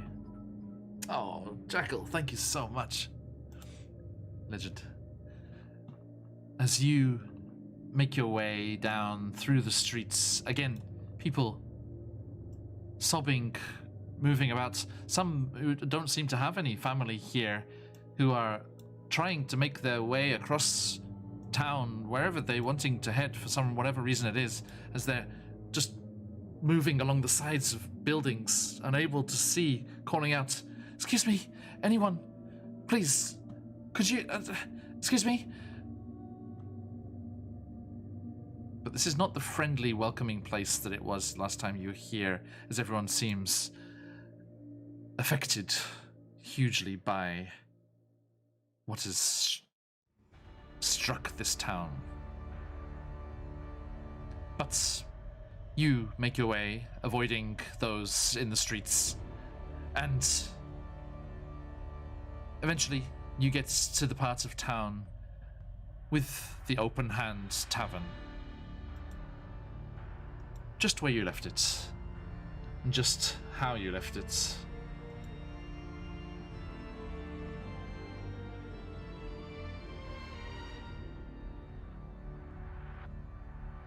Well, I guess we're gonna go get them drinks and see if we can hear somebody. I remember Wait, do we Moreau. want to drink?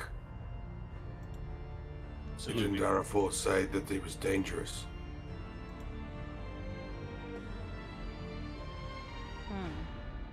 That was He- the water, wouldn't it?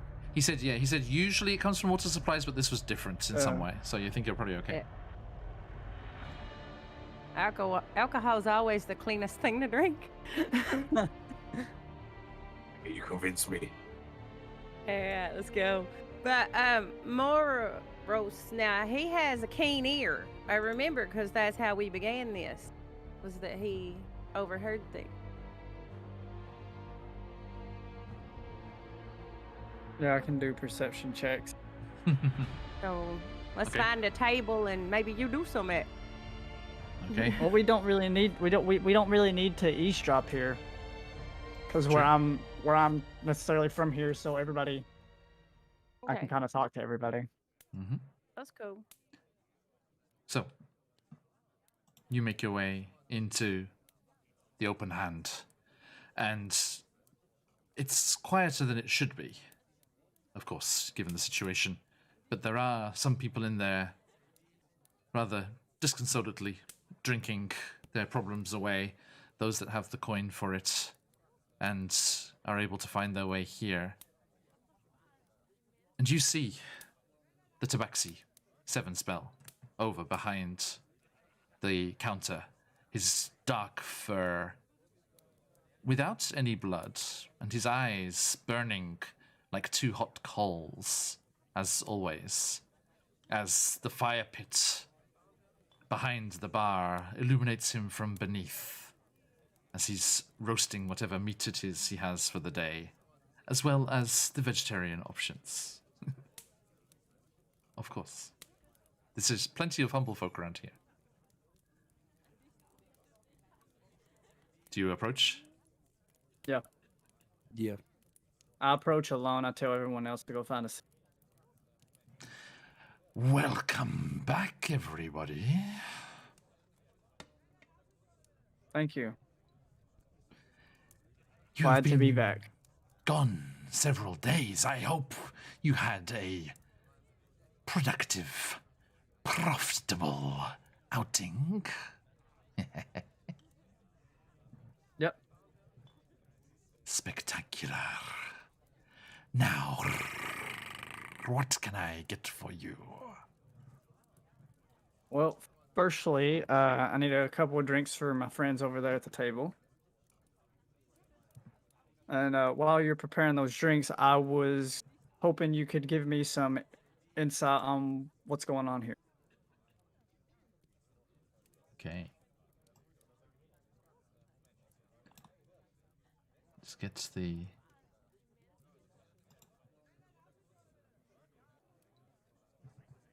Will it be the porter you're after or the IPA?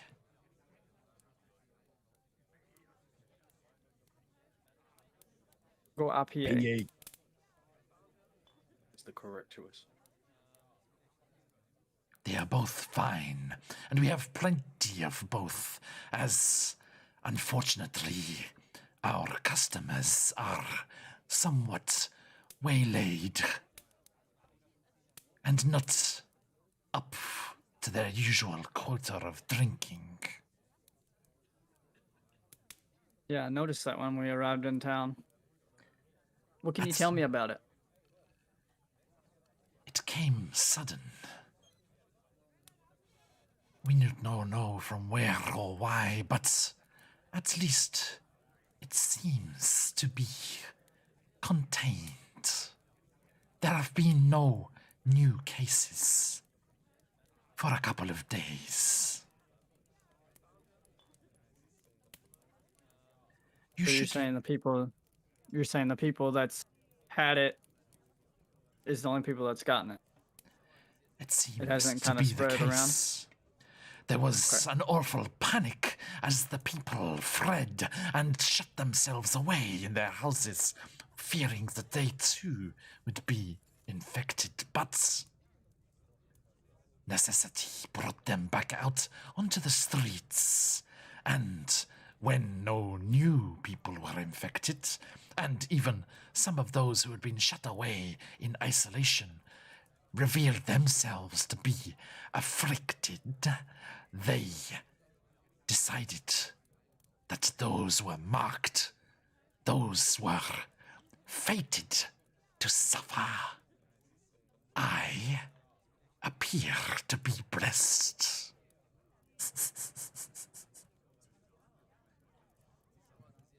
It seems so. I mean, it makes complete understanding for it to cause fear and panic.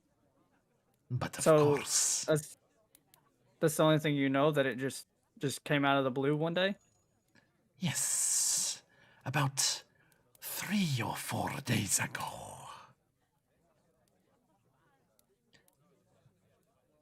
Okay. Now, here are your drinks. We have sausage for dinner with beans from the local farmlands. The farms outlying on the village were not affected, it seems. Thank you very much, Captain Spicard. Here's your drink, sir. Thank you. No, that was for Captain Spicard. As a customer shouldered up to the bar next to you, seemingly having a regular already on the go, as the Seven Spell, the Tabaxi, already had it ready for them.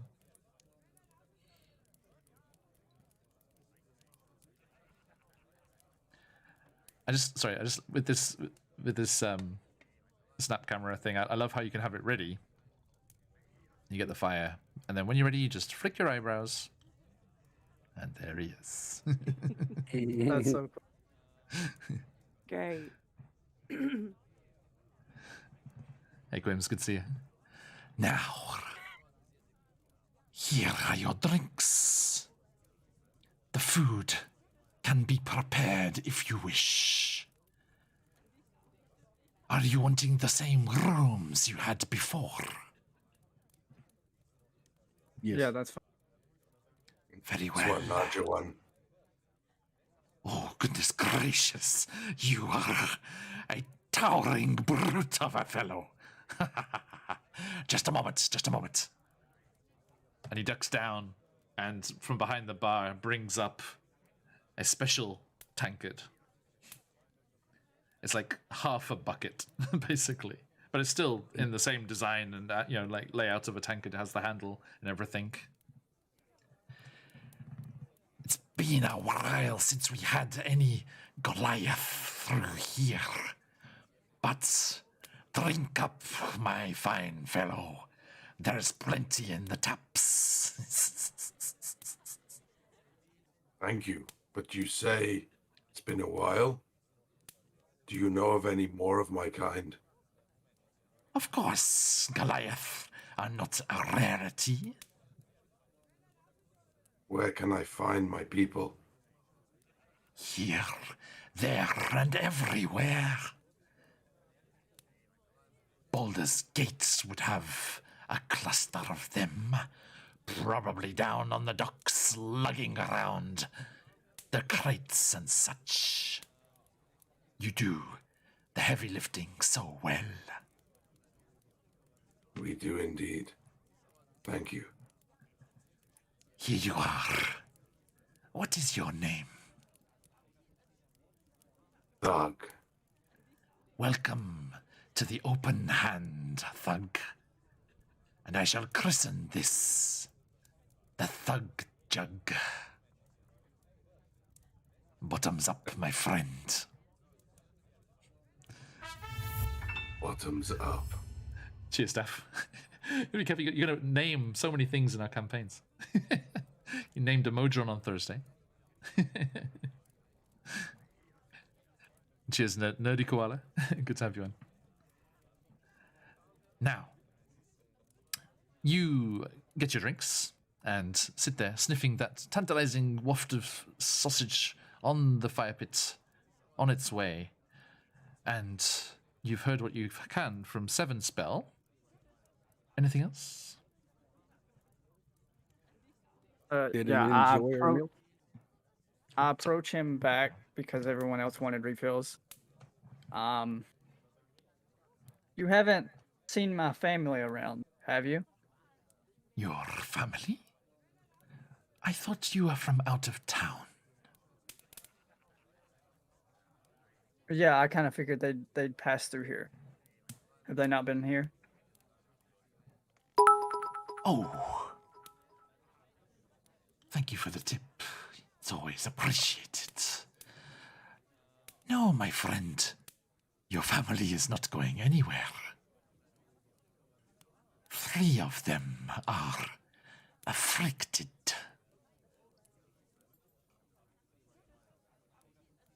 Okay. So I'll walk away. If you're looking I'll for give you a nice- answers, No, that's okay. I'll give you a nice generous tip for the tip. my pleasure, Maros. Now, let me give you a freebie. If you're looking for answers, there is one place you could go. Okay. On your travels before you arrived here, did you ever swing by Candlekeep? Yeah, I believe so. Roll credits. Oh, we don't have any. Never mind. You've been there yourself. Yeah. Did you gain admittance? Did you have a book that they did not have on their shelves already? Or were you turned away? Interesting. I believe I was turned away. Yeah, I mean, it's up to you. But yeah, the way to get into Candlekeep is you have to present them with a book that they do not already have. We need to write a book, guys. That's been- Actually, that's I been already tried. have. Dang it! Well, it depends. It depends I on the have book. one If more it's idea. worthy. Yes, yeah. Have a little think, folks, before you arrive. So is he gonna come tell us all that stuff? By the way, something that's in Baldur's Gate Descent into Avernus. A nice little side note in there. There are people, there are businesses in Baldur's Gate that sell people rare books on their way to Candlekeep because it's the nearest big city, and then they have bandits working for them who rob them and steal the books back on the way, and then they sell them again. That's your people, Great idea. Graver.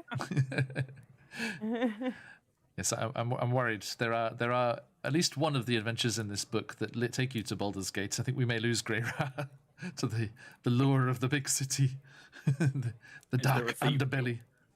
I'm all in. Of course there is. Of course there is.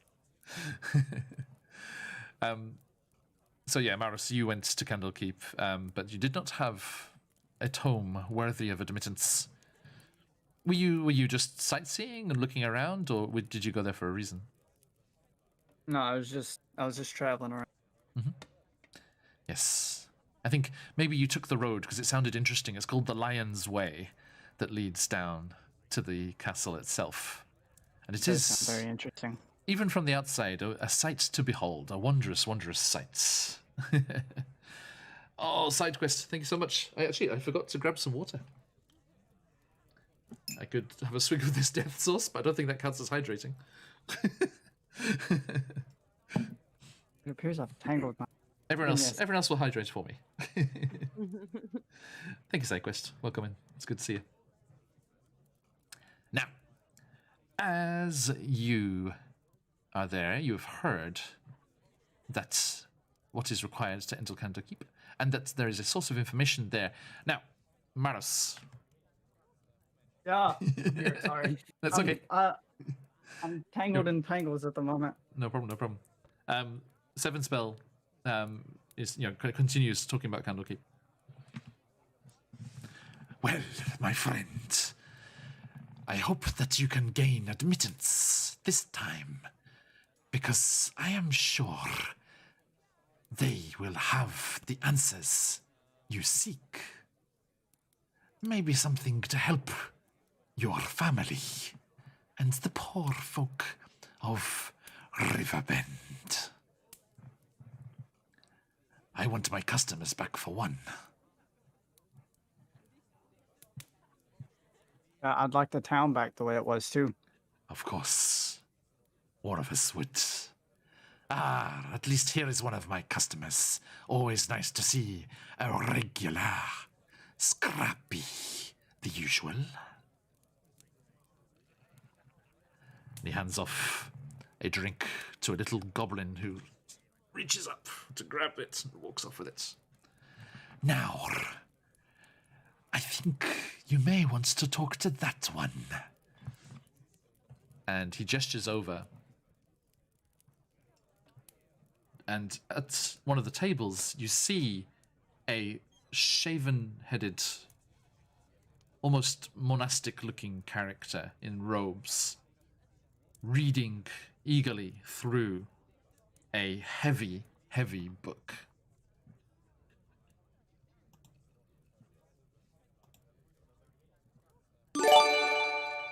We gonna go Quims, thank talk you so to much. him? Have you ever seen him before, Moraes? No. Oh, so seems to be the one with the swagger here. I guess he could start the conversation.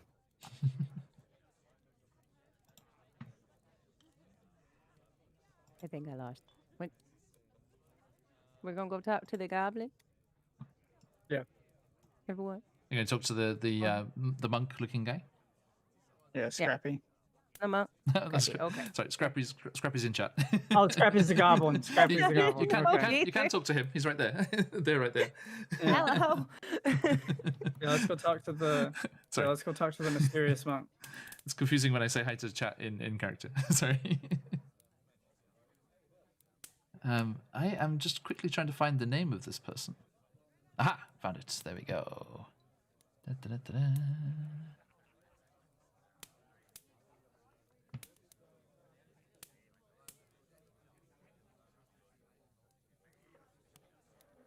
All right. So yes, you head on over to the table, and the fellow is there, just completely engrossed in this book. They're quite young. They look like mid-20s or so. Human.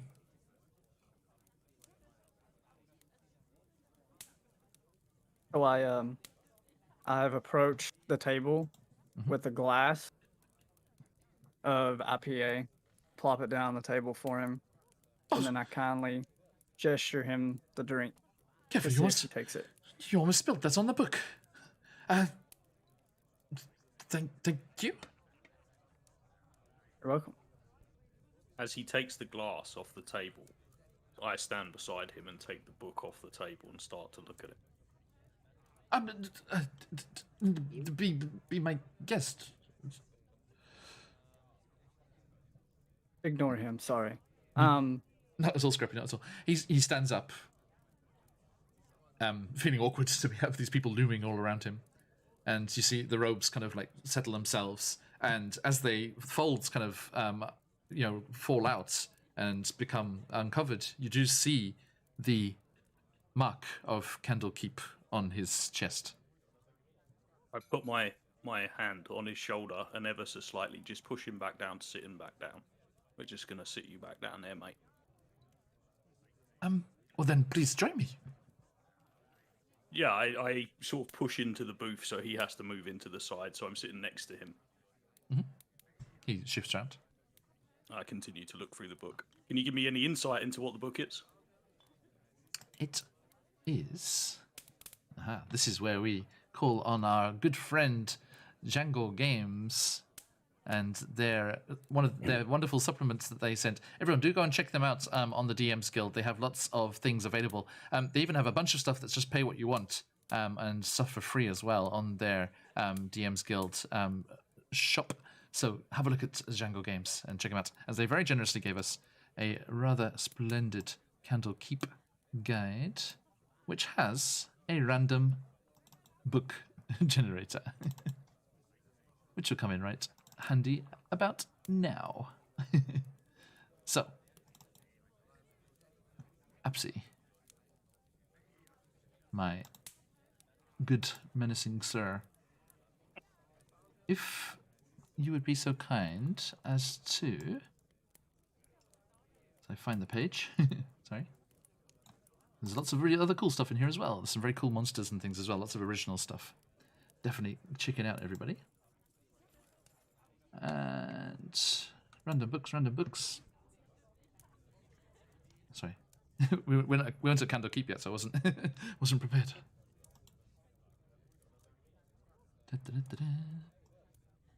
Just want to know what my new book is. Yeah.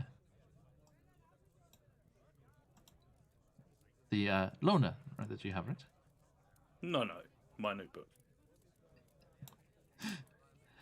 There is a fond saying that DMs have, which you're going to learn the meaning of one day, my friend. It goes, consequences. I only had a few of those already. Consequences for himself, I suppose. Hopefully it doesn't affect No. the rest of the group. Collateral damage is a No. thing, I'm afraid, Maris. Damn it! We be catching his karma constantly. Don't worry about it. Greyra, could you please roll me a D100? You want me to roll the big boy, or do you... Your In choice. fact, your I'm choice. going to roll the big boy. All right. A big Boy. Oh. That's Sounds like a rock. that's what Thug needs. It's got a satisfying I think he's clunk, I got a hope. load, isn't Yeah, I know. it? It's the big one. Whoa. Ready? So ridiculous. And it lands on a 70. A 70. Okay. So, what have you got for us? Candlekeep Codex? That's the name of the thing. Candlekeep Codex by Django Games, everyone. Check it out. It's really cool. Lots of lovely things to read about. And lots of inspiration candy for DMs. Oh, okay. This book is called, you see, as you look at the cover before diving in, Thug. It's called In the Shadows of Giants. Ooh, okay. That's cool.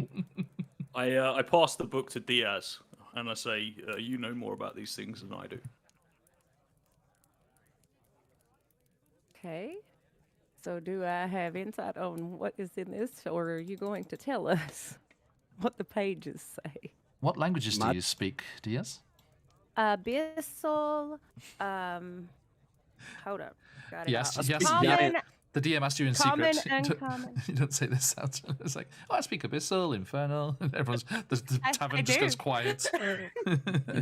It's having one of her moments again. Deep It's like- speech. As you reach out, Did somebody call? No. Osmosis, he speaks giant. Giant. Oh. Mhm. Is it written in giant? It is not. I'm afraid. Written in Dwarvish. Nope. Did we ever get this mysterious guy's name? Well, Nope. You've just He's took his just sitting book there. and Oh, forced him okay. into the corner. Okay. Horrible, Okay. horrible people. Have I want another to IPA. excuse my friends for being such bastards and intruding on your space. Oh, it's a But pleasure. I couldn't- pleasure. Yeah, sorry for them, by the way. But I I've couldn't been- help but notice. I couldn't help but notice the insignia on your robe there. Oh, yes. I'm- almost home. Yeah, close. So are you just passing through, or Oh, yes, I was up on a mission in Baldur's Gate, so don't worry, your friends are quite pleasant compared to some of the people up there. But that's all behind me now. Yes, I'm just traveling back, off on the Lion's Way tomorrow and back to Candlekeep. right? Okay. Have my, and he gestures to Greyra's tome. I have my ticket. Ticket. So at this point, I've got in my possession a poisoner's kit. Go. And I would. Okay, no, I'm just thinking out loud. Carry on. I don't. Okay. So, if we do get his book, then We've is already it got one? this. Okay, we have his book. Is it one that lets us in? Or Yeah, he just said what? it's his ticket. We're in. That All we book need is is the his robes ticket. and a fake moustache, and we're golden. You know, Well, I maybe can maybe a do all French accent. that. I don't know. We'll talk details on the road, but Let's we're let's in. let's make this a little faster. Yeah, we'll get the Do details. do any of you speak Elvish? Yes. Grey think Rat, I you do. Yeah, I do. Okay, yeah, it's written in Elvish. You see when you look at it, Grey Ra. This immaculate book looks untouched by time. It has a plain cover with a bunch of grapes painted on the front. Inside, as you start to look through it, quickly flick through, you see that it describes how the mage and vintner Finonian Lanashom was extorted by giants in exchange for the protection of his vineyards. Over the course of hundreds of years, Finionen was able to befriend some of the giants by giving them gigantic amounts of fine wine. In turn, he was able to meet one of their elders who taught him about giant history and magic. He then served as an ambassador for their tribe, venturing with them on a quest to a human kingdom in order to help them broker a ceasefire. The book ends after this story, and the final fate of Finionen and the tribe is unclear. Is that randomly generated off that website? It's in that. Or is that lore? It's in that thing by Django Games. Fantastic, man. Candlekeep This is Codex. Deep the lore in this. Oh yeah, it's awesome. It's so good. There's a huge chunk of books in here, and let's see. I would say touching it with your druidic powers, Greyrar, you do feel a faint magic essence about it. Not powerful particularly, but there is something there. I look to our new friend to the side of me and pour him another drink and say, "Drink, my friend. We will travel the road with you tomorrow." Very well. Tell you what, And we get him really good and pissed. he doesn't go that far. He wants to be clear-headed when he gets home tomorrow. But he says, I tell you what, there has been all sorts of goings on recently around these parts, monsters and bandits and the like. You escort me safely down the Lion's Way to Candlekeep, and I will use this book to get us all inside. What say you? At this point, We Thug just sort of did. gets up off a chair, walks in front, and just goes, "We can do this." Yes. Let's do it. I wonder if he's from the tribe in the book. Are you a What giant? tribe? Are you a giant? Not giant Goliath. Maybe part giant. Oh, I see. So I've had a rather cloistered life tucked away in the library. Fascinating. You're almost as big as Little One. Who is little one? Oh, Little One is an ogre. Lives in the library. Be fine to meet him. He's on cloud 9 these days. Recently married, don't you know? No, do not know. Married to who? Another ogre from Baldur's Gate, I think. She's off away. She's first mate on a ship. The what was it now? Burning something. Burning Valentine. He's burning Valentine. Okay. Well, we will mention it. Okay. Well, if you will be prepared, then I'll be ready to leave first thing in the morning. I'm staying here, so let's say we have breakfast and head out from here. Sounds like a plan. Splendid. Now, excuse me, and Greyra, he takes the book back. I just have one more chapter to go. I sort of chuckle. And he immediately starts reading it as he walks away and hits several tables as he goes across the room. Is he reading kind of mumbling, or Just is he reading in his to own hand? himself. Just seems to be very, very avid reader. Do we think he could potentially leg it, or is he just too engrossed in the book? He's very engrossed in the book at the moment. Okay. Just So we going don't back. have to keep an eye. We don't have to keep an eye on him. Well, this is the question, right? We did come on a little strong there. I'm not going to point fingers, but We? Diaz, you need to calm down. We? Really? So, like, genuinely, I think we should go and tie him up. We should take his robes. We should take the book, and we should just get on with it. Throw a fireball at We the. don't keep. have Yeah, to. I'm fed up with dealing with these people. Honestly, It's just What one say you? night See that they're sleep. going. Can you see that they're not going through a plague on their own? Let alone that you have caused. well, no, I don't. Look, We should we tie can 'em. go You've there. caused enough. Here, let me speak your language. We can go there. We can find the cure, and we can kind of hold it to ourselves, and maybe people would pay us for it. Okay? Will that make you happy? So you're saying we could be Pfizer? I love this. Let's do it. Basically. Yeah, let's go for it.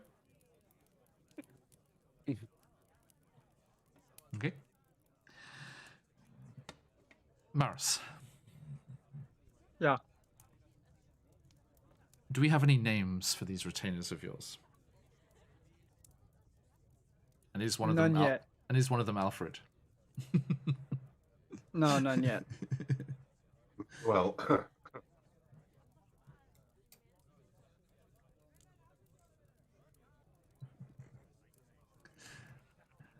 So, what's he going to do, Maris, this evening?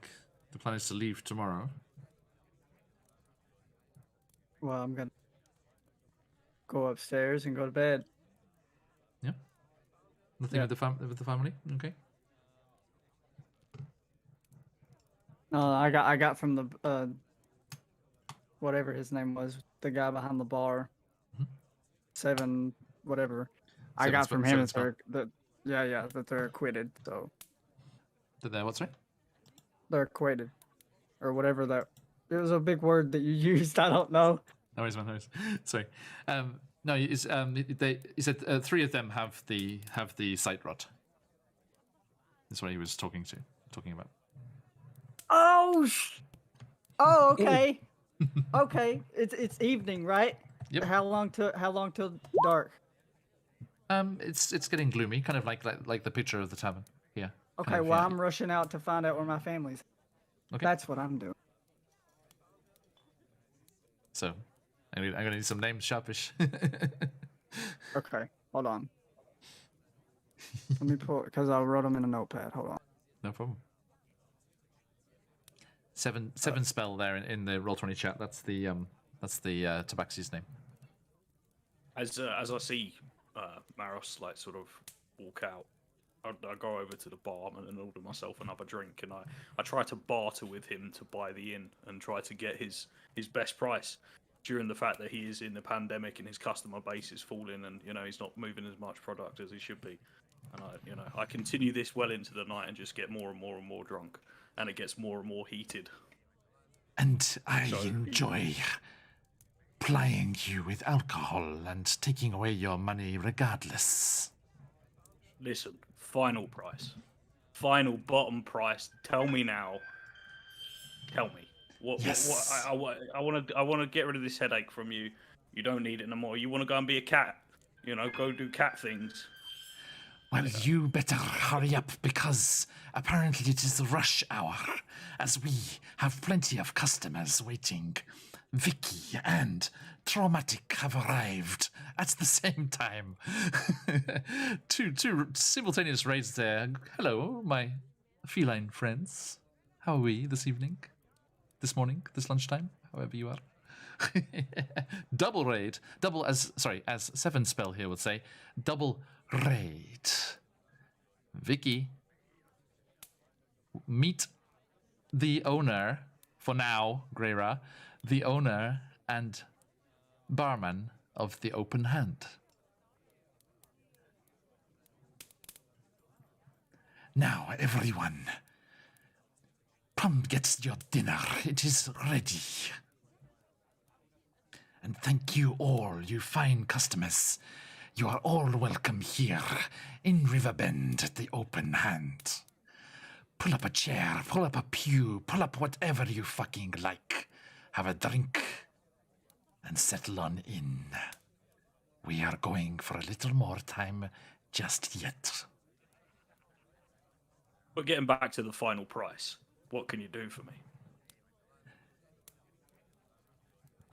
He looks you up and down appraisingly, those eyes glowing amidst the black fur. You are clearly... let me see. At the very most, level 2. More likely a pathetic little level 1. Hey now, You... let's not bring level into this discussion. Let's keep it clean, leave the levels out of it. You will not have the coin for an establishment such as this. Although... Ballpark it for me, it's early days, we're just getting going. Like, I come back to you, what are you going to accept? Well... I actually have a magical hangman's noose that is currently strangling me because some plague is going... I mean, what? No, I mean, like, yeah, I've got some coin. His eyes narrow. The face mapping on this one's really good. Like, the eyes and the mouth is really good. Yeah. How do I actually see how much coin I've got? It's in D&D and Beyond. Hint, Yeah, I'm there. not a tavern's worth. Okay, all right. It's in your inventory, top right. I got it. 145 gold, final price.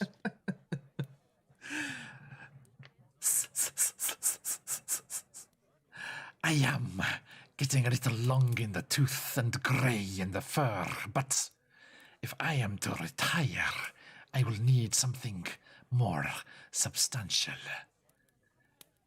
How about Continuing. lifting the... Tell you what, continue on your adventures, and if you fare well, then maybe I will keep the place warm for you. Okay, fine. Now, And I walk off. we are going to close up. Once this lot have finished their drinks, it's time for bed. As the Dratoids say, Oyasumi. And good night to you, fine cat. Not a cat. So go back. That's a callback to my first ever campaign offline when we did Dragon Heist. Waterdeep Dragon Heist. There was a tabaxi there, and everyone was just making cat jokes all the time. Not a cat. That's Zakan in the Out of the Abyss, Stephen. Now, you spend the night, but before going to bed, Maros dashes out into the streets. Anyone accompanying, or is he off on your own, Maros? I've ran off It's cool, whenever Greyra approached, so I guess I'm alone. I mean, did anyone follow him as he dashed out? Could lurk up behind him. I got my eye on old Gray over again. I can tell he's up no good. So you're watching Greyra, Diaz? Yeah. Osmosis, are you following after? Yeah. Okay. So, yes, you shuffle out behind Maros and see him moving quickly down the streets. Do you move to catch up? Or, I mean, he's not running, so you could do that. Or do you just keep your distance? Keep my distance, see what he's doing. Okay. Just there to, if he gets into any trouble. Noted. Now, where am I looking here? Sorry, everybody.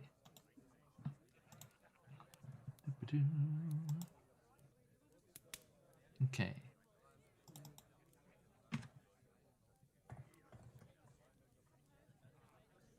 Now, Maris, as you come out into the relatively cool air of the evening, there is people moving around as before. Mm-hmm. And the sounds of the town are still fairly evident, as there are people moving around, but it is quieter than normal, of course.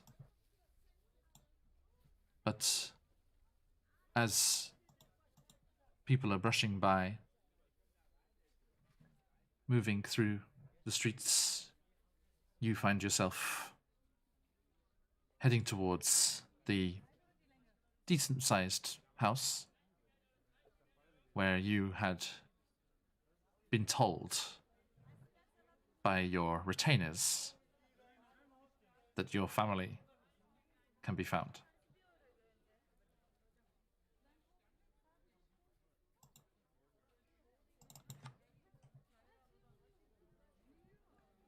How do you approach?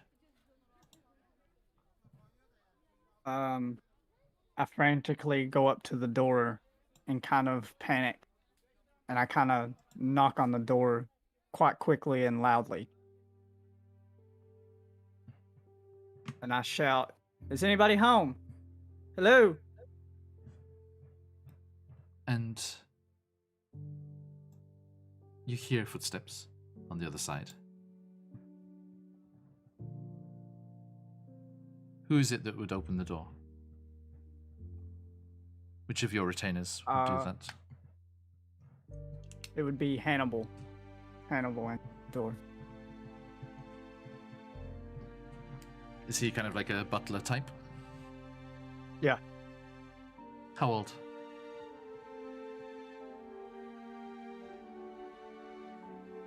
"52. Very specific. Bloody specific. Okay. The door opens. And you see the fingers come round the edge, the white-gloved fingers. Hannibal, always one for appearances, keeping his uniform and gloves immaculate, even when you are on the road. Yes, who is... Oh, Master Morris. And Hannibal's there before you, his hair slightly receding, grey at the temples, but his attire immaculate, as always. And he flings the door open. You disappeared. We thought you had second thoughts. Oh, Hannibal, I'm here. I just had some other journeys to take part in. Well, we are glad that your trails led you back here, back this way, your family. I'm afraid they are not too well. Yeah, I heard. I have made them as comfortable as I can, but there is no seeming end to it. Come in, boy. claps you on the shoulder. You step in, and there is dark wood paneling and a relatively thick carpet along the hallway at the entrance there. And you can see portraits hanging on the wall, several half-elves, and older portraits from either side of the family depicting pure elves and pure... What's the other half? Human? Yeah, half human, half elf. I mean, just always assume. I haven't met any half orc, half elves yet. you, yes, see the family portraits, recognizing some of your own face in some of them. And Hannibal moves quickly into the space. What are the other two retainers that you left here? Arisa and Marion. Arisa and Marion. Marin. Marion, yeah. Marion. Marion. Yeah. Thank you. And what roles did they have? They were to help Hannibal wherever he needed. Okay. So just Kinda general help him around. house stuff. Yeah. So it wasn't all on Hannibal. Okay.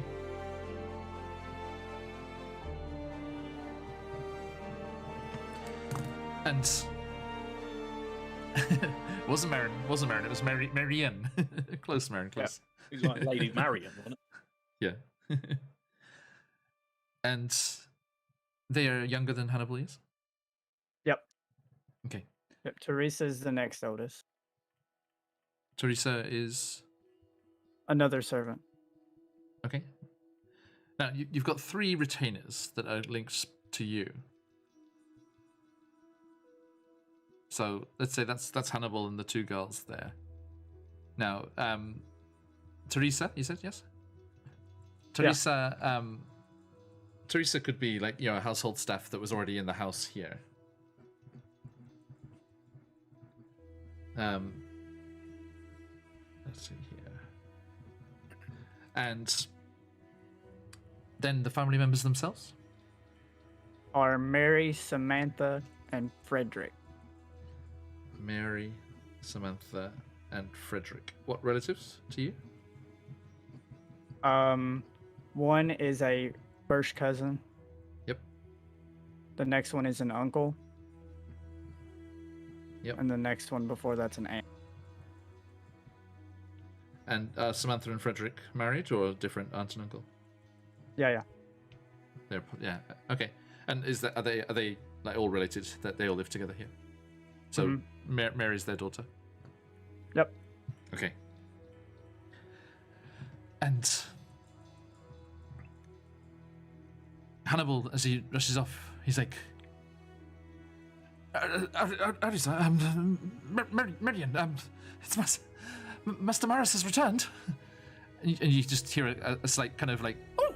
And the younger girls, younger women, come running out of the back room, quickly wiping off their hands from whatever they were doing, some washing or something, and quickly smoothing out their aprons. Master Maris, you've come back. It's a good day indeed. Oh, thank you. It's no bother. No need to frantically, show yourself. It's okay. Just surprised. Will you be seeing your family this time? Yeah. Yeah, I heard they're not doing so well, so I came here as quick as I could. And Hannibal, the butler, looks kind of grim-faced, and he sets his jaw and like puts an arm in front of the girls. Girls, I will show the master up to his family, and we should not crowd them.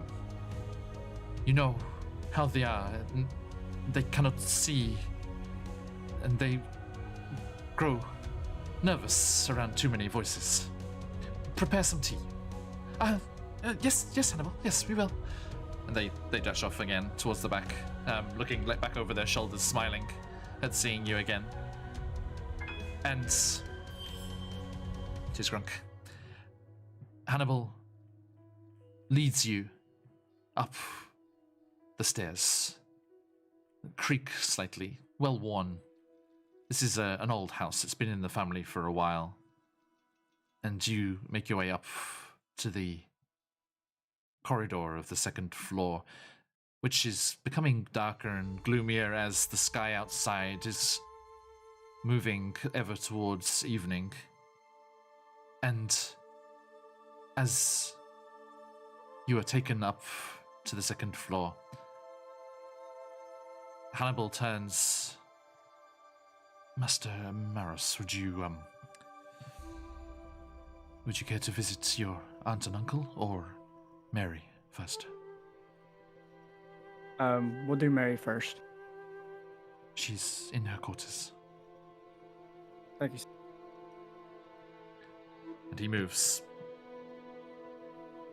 He's a fairly decent-sized fellow, but he's very quiet, very, very respectful, moving about the house here, not causing too much ruckus. And he gets to a door. How old is your cousin? 41.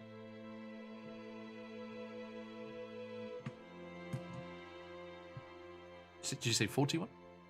Yep, 41. Okay.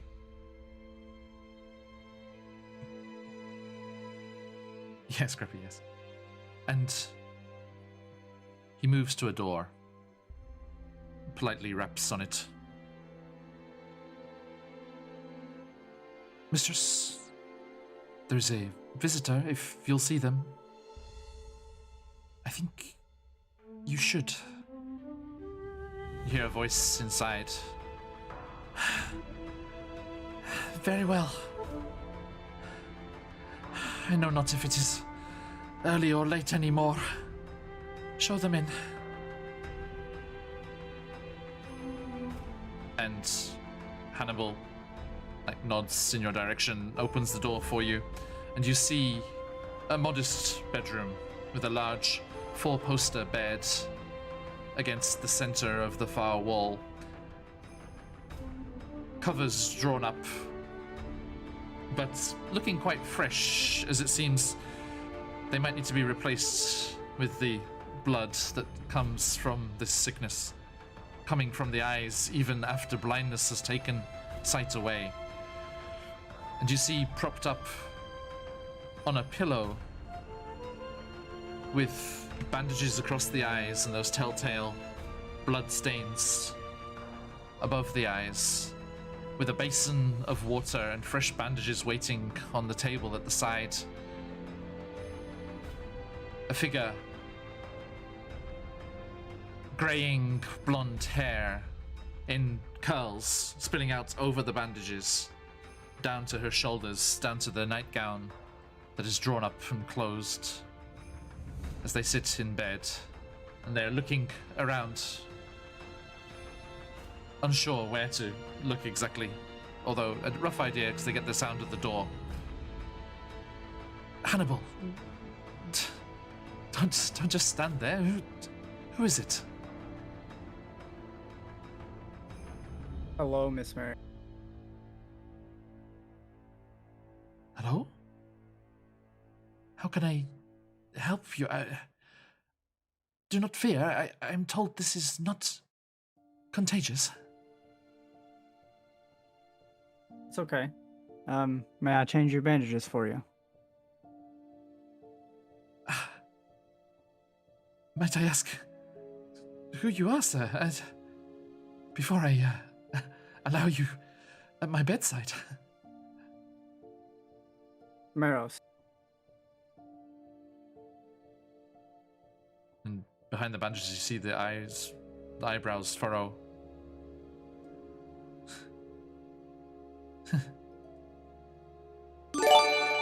There was a fellow, a cousin of mine actually, went by that name. But he is long lost to us. It's me, Mary. That's who you're speaking to.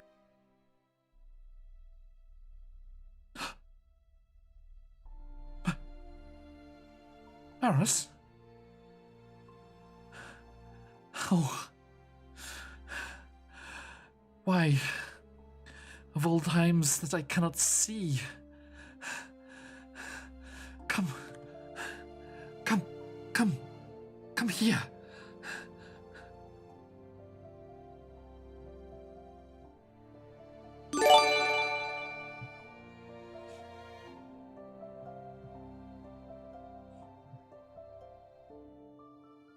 So about your bandages, You go to can the I bed? change them? Mm-hmm. And And she reaches up, tentatively, colliding against your chest first. And she kind of reaches up, goes towards the ears, and feels the slight, elven tips to them.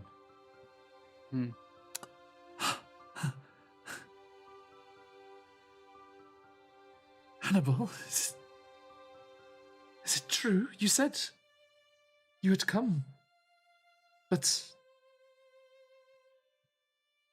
he was gone. And Hannibal says, I'm sorry, madam. We were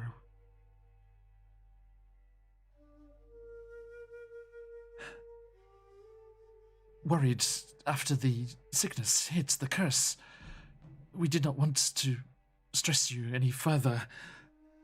Arissa, Marion, and I did travel here with Master Maros, but he was taken away. He was called away urgently, and we thought it best to explain our appearance without him. I apologize for the deception. Mary shakes her head. No. It is okay. He is here now. And she turns to where she'd last heard your voice. Maros, you are here now. Yes, please. And she gestures out a hand towards the side table.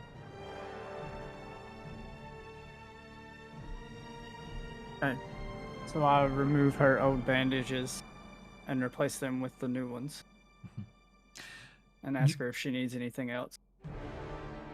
As you reach up and you undo the fastenings and pull away the bandages, she winces slightly as there is, the dried blood is fastened to her eyelids. And as you gently pull it away, you can clearly see that the eyes are there. The eyes are still okay. But just this blood-red film is covering them. And even as you take away the bandage, fresh blood starts to trickle down her cheek. And you reach... Please. Oh, okay.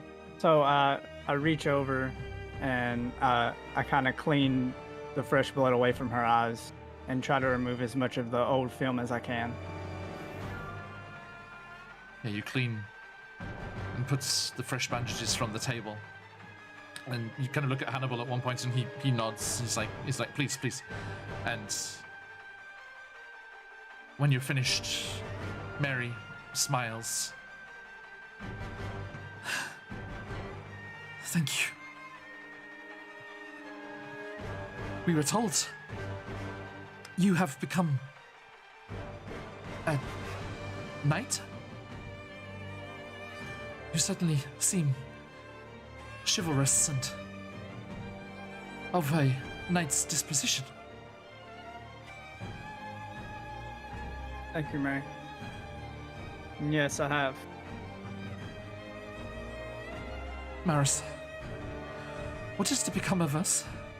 Mother, father, they are similarly afflicted. They cannot see. Although Hannibal tells me they are otherwise well. Yes, Lady Mary, they are in good health apart from the eyes. Maris, please, I've heard fully half of the town is afflicted with this. Some families were fortunate, only some members, some none at all, but it has taken all of us. What are we to do? What is to become of us? You just lay in bed, Mary. I'll take care of it. Please. I'll make sure everything goes back to the way it was. Please. You have been delivered to us, brought back to us for this purpose, I feel. Lathander's light will shine once more. And good Sir Knight, Lathander's blessings on you, that you may return his dawn to us someday soon. Have you seen Yes. Mother, Father? No, not yet. Please, please go to them. Give them the same hope that you have given me. I hope that you can carry that hope for the both of us. You just tell them that I was here, and then I'll make it right. Are you sure? Yes. Positive. I will. One day, when all of this is done, we shall dine together, with our sight returned, in the sight of the Morning Lord. Bless you, Maris. Bless you for coming back. Bless you, Mary. Thank you. And Hannibal steps forward. You should rest, Lady Mary. Please. And he gestures for you to leave. Okay. Plumps her pillow a bit, settles her down. And as he closes the door, you see her resting back on the pillow with a truly hopeful smile. As Hannibal closes the door. Thank you, Master. Thank you.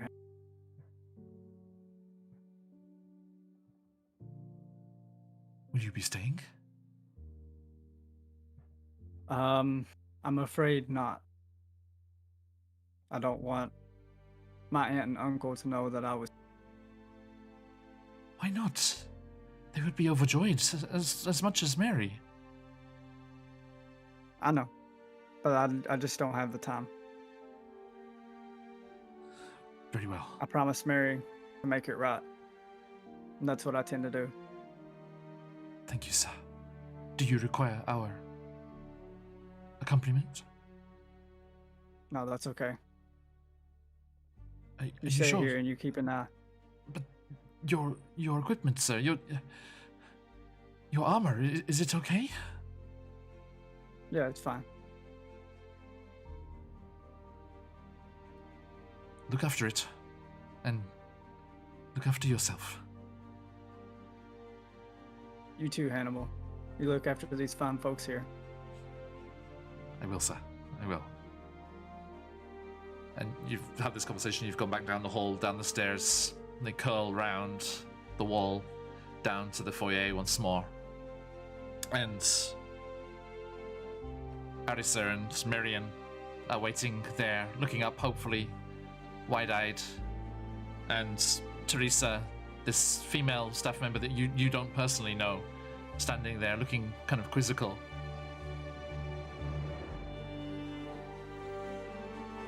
Now, girls, Master Maris has work to do. He's going to sort this. He's going to help the mistresses and master get rid of this sight rot.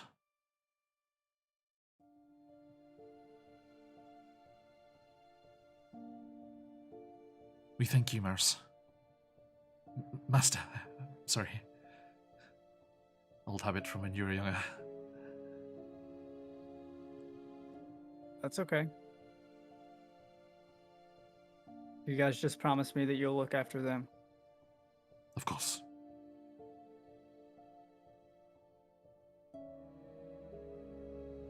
and you open up the door and see the evening gloom has settled deep onto the streets of Riverbend. And a tall, dark, cowled figure stands sentinel outside. Osmosis, what do you say as Maros emerges? Did you find your family? I did. Might I ask why you followed me here? Just to make sure that nothing happened to you. Be back Appreciate up. it. Osmosis, any thoughts drifting towards Baldur's Gate, perhaps? Yeah, because I don't have my family either.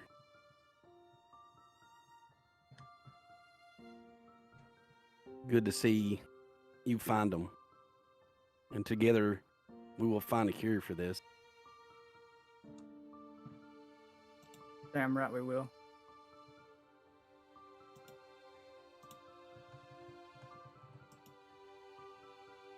So me and Osmosis, we head back to the bar. Open hand.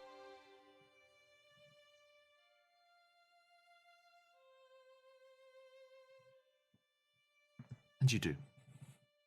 The two of you, side by side, walk down the streets of Riverbend as night falls proper.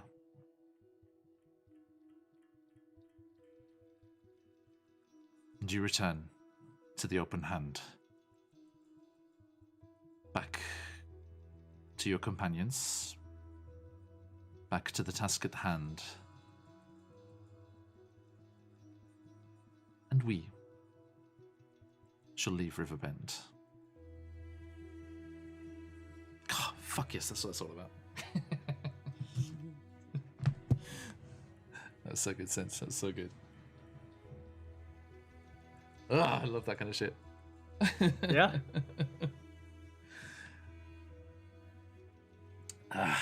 Yes.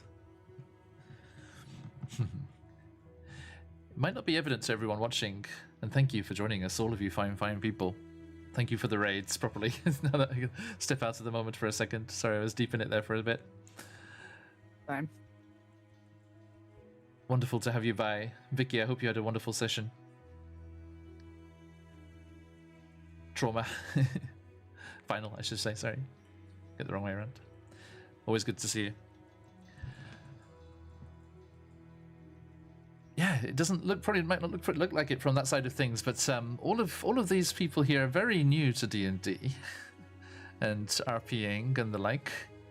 And I've seen lots of very nice things said in chat throughout the session today. Lots of love for these new characters and these new players. Yep. And I will add my voice to that. I am very, very glad that our paths crossed. And that we were able to find each other and set all of this in motion. But as much as we love it, and as much as these characters are absolutely wonderful, we are going to have to bite the bullets and wait a while. As I'm afraid, 2 weeks from now, when we should be playing again, we are going to be without several of our players and unable to have a session. So, I hope everyone had a wonderful time today, and I hope you do not mind waiting a while.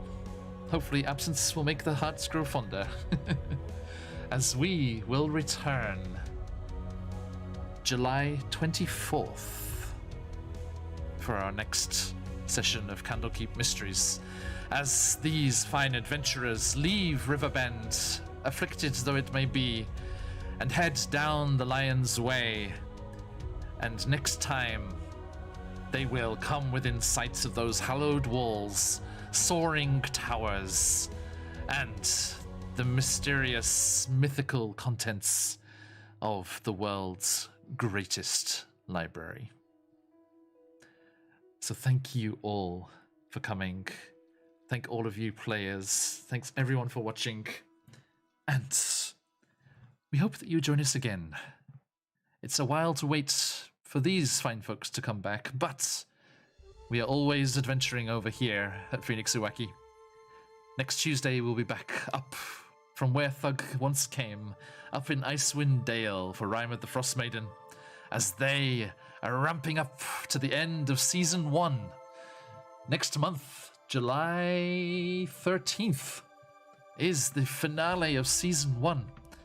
But do not worry, after a short break over the summer, we will be back for Season 2 and continuing against the Frost Maiden. But the finale of Season 1 promises to be truly epic, so do join us for that.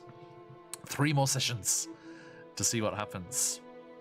Then, next week on Thursday, Wednesday, depending on where you are in the world, have a look at our schedule on here on Twitch. It is aligned to your time zone. You can join us first, deep down in the dark where Greyra once dwelled, as we return for Out of the Abyss. Our fine adventurers are making their mark in the Duergar capital of Gracklstug. Then, later on, we'll be making our way through the mists and ending up in Barovia as our Curse of Strahd campaign. Also ramping up to the end of Season 1, and a rather dramatic turn of events is going to be coming towards the end of summer. Do keep your eyes peeled on that. Then, we will be plunging off to another plane, once again, out of the mists and down into the fiery depths of Avernus, the first layer of the 9 hells, as we continue our descent into Avernus and deal with everything that happened last night. I won't spoil it in case you are going to watch the VOD, as I know some of you are planning to. Thank you so much for doing that and catching up when you can. And then we'll be doing it all over again. That is our schedule. I hope you can join us for some of that. As I share with you one last thing, we will not be having a session of Candlekeep on July 10th, but we will be having a rather special one-shot. A one-shot I have titled Antipodean All-Stars, as we are joined by these incredible people. As we are joined by Rob and Ben from Viva la Dirt League, AJ from Roll for Damage, and also coming soon, her own solo project, Winter's Tales. Josh, the incredible dreaded GM, who's done an incredible charity stream today. It was supposed to be 12 hours. I wonder how long it ended up going.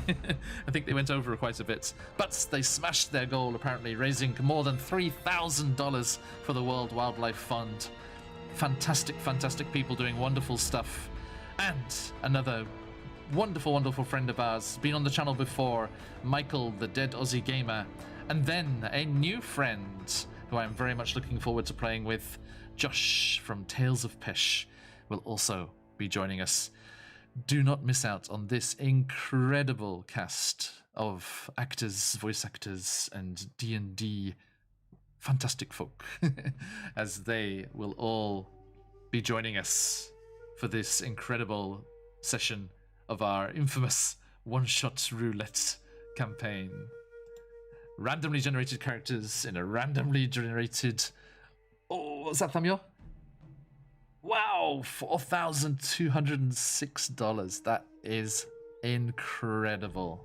Wonderful, wonderful. I hope it goes to good use. Australia got some very nasty licks in and dealt some very nasty blows to the nature and all of the wildlife there, even before all this ridiculous pandemic stuff kicked in. So I know that will be put to good use by the right people. That's great news, Samuel. Thank you. Now, that will just about do us. Do stick around, all of you wonderful people. Let us spread this love and keep it going. Send it forward as we go a raiding. If you've got them, let those phoenixes fly. But as the music swells to play us out, a massive thank you to all of these players once last time. And until next time, wherever and whenever you are, as we like to say around these parts, oyasuminasai. That's fucking awesome, man. Bye, everyone.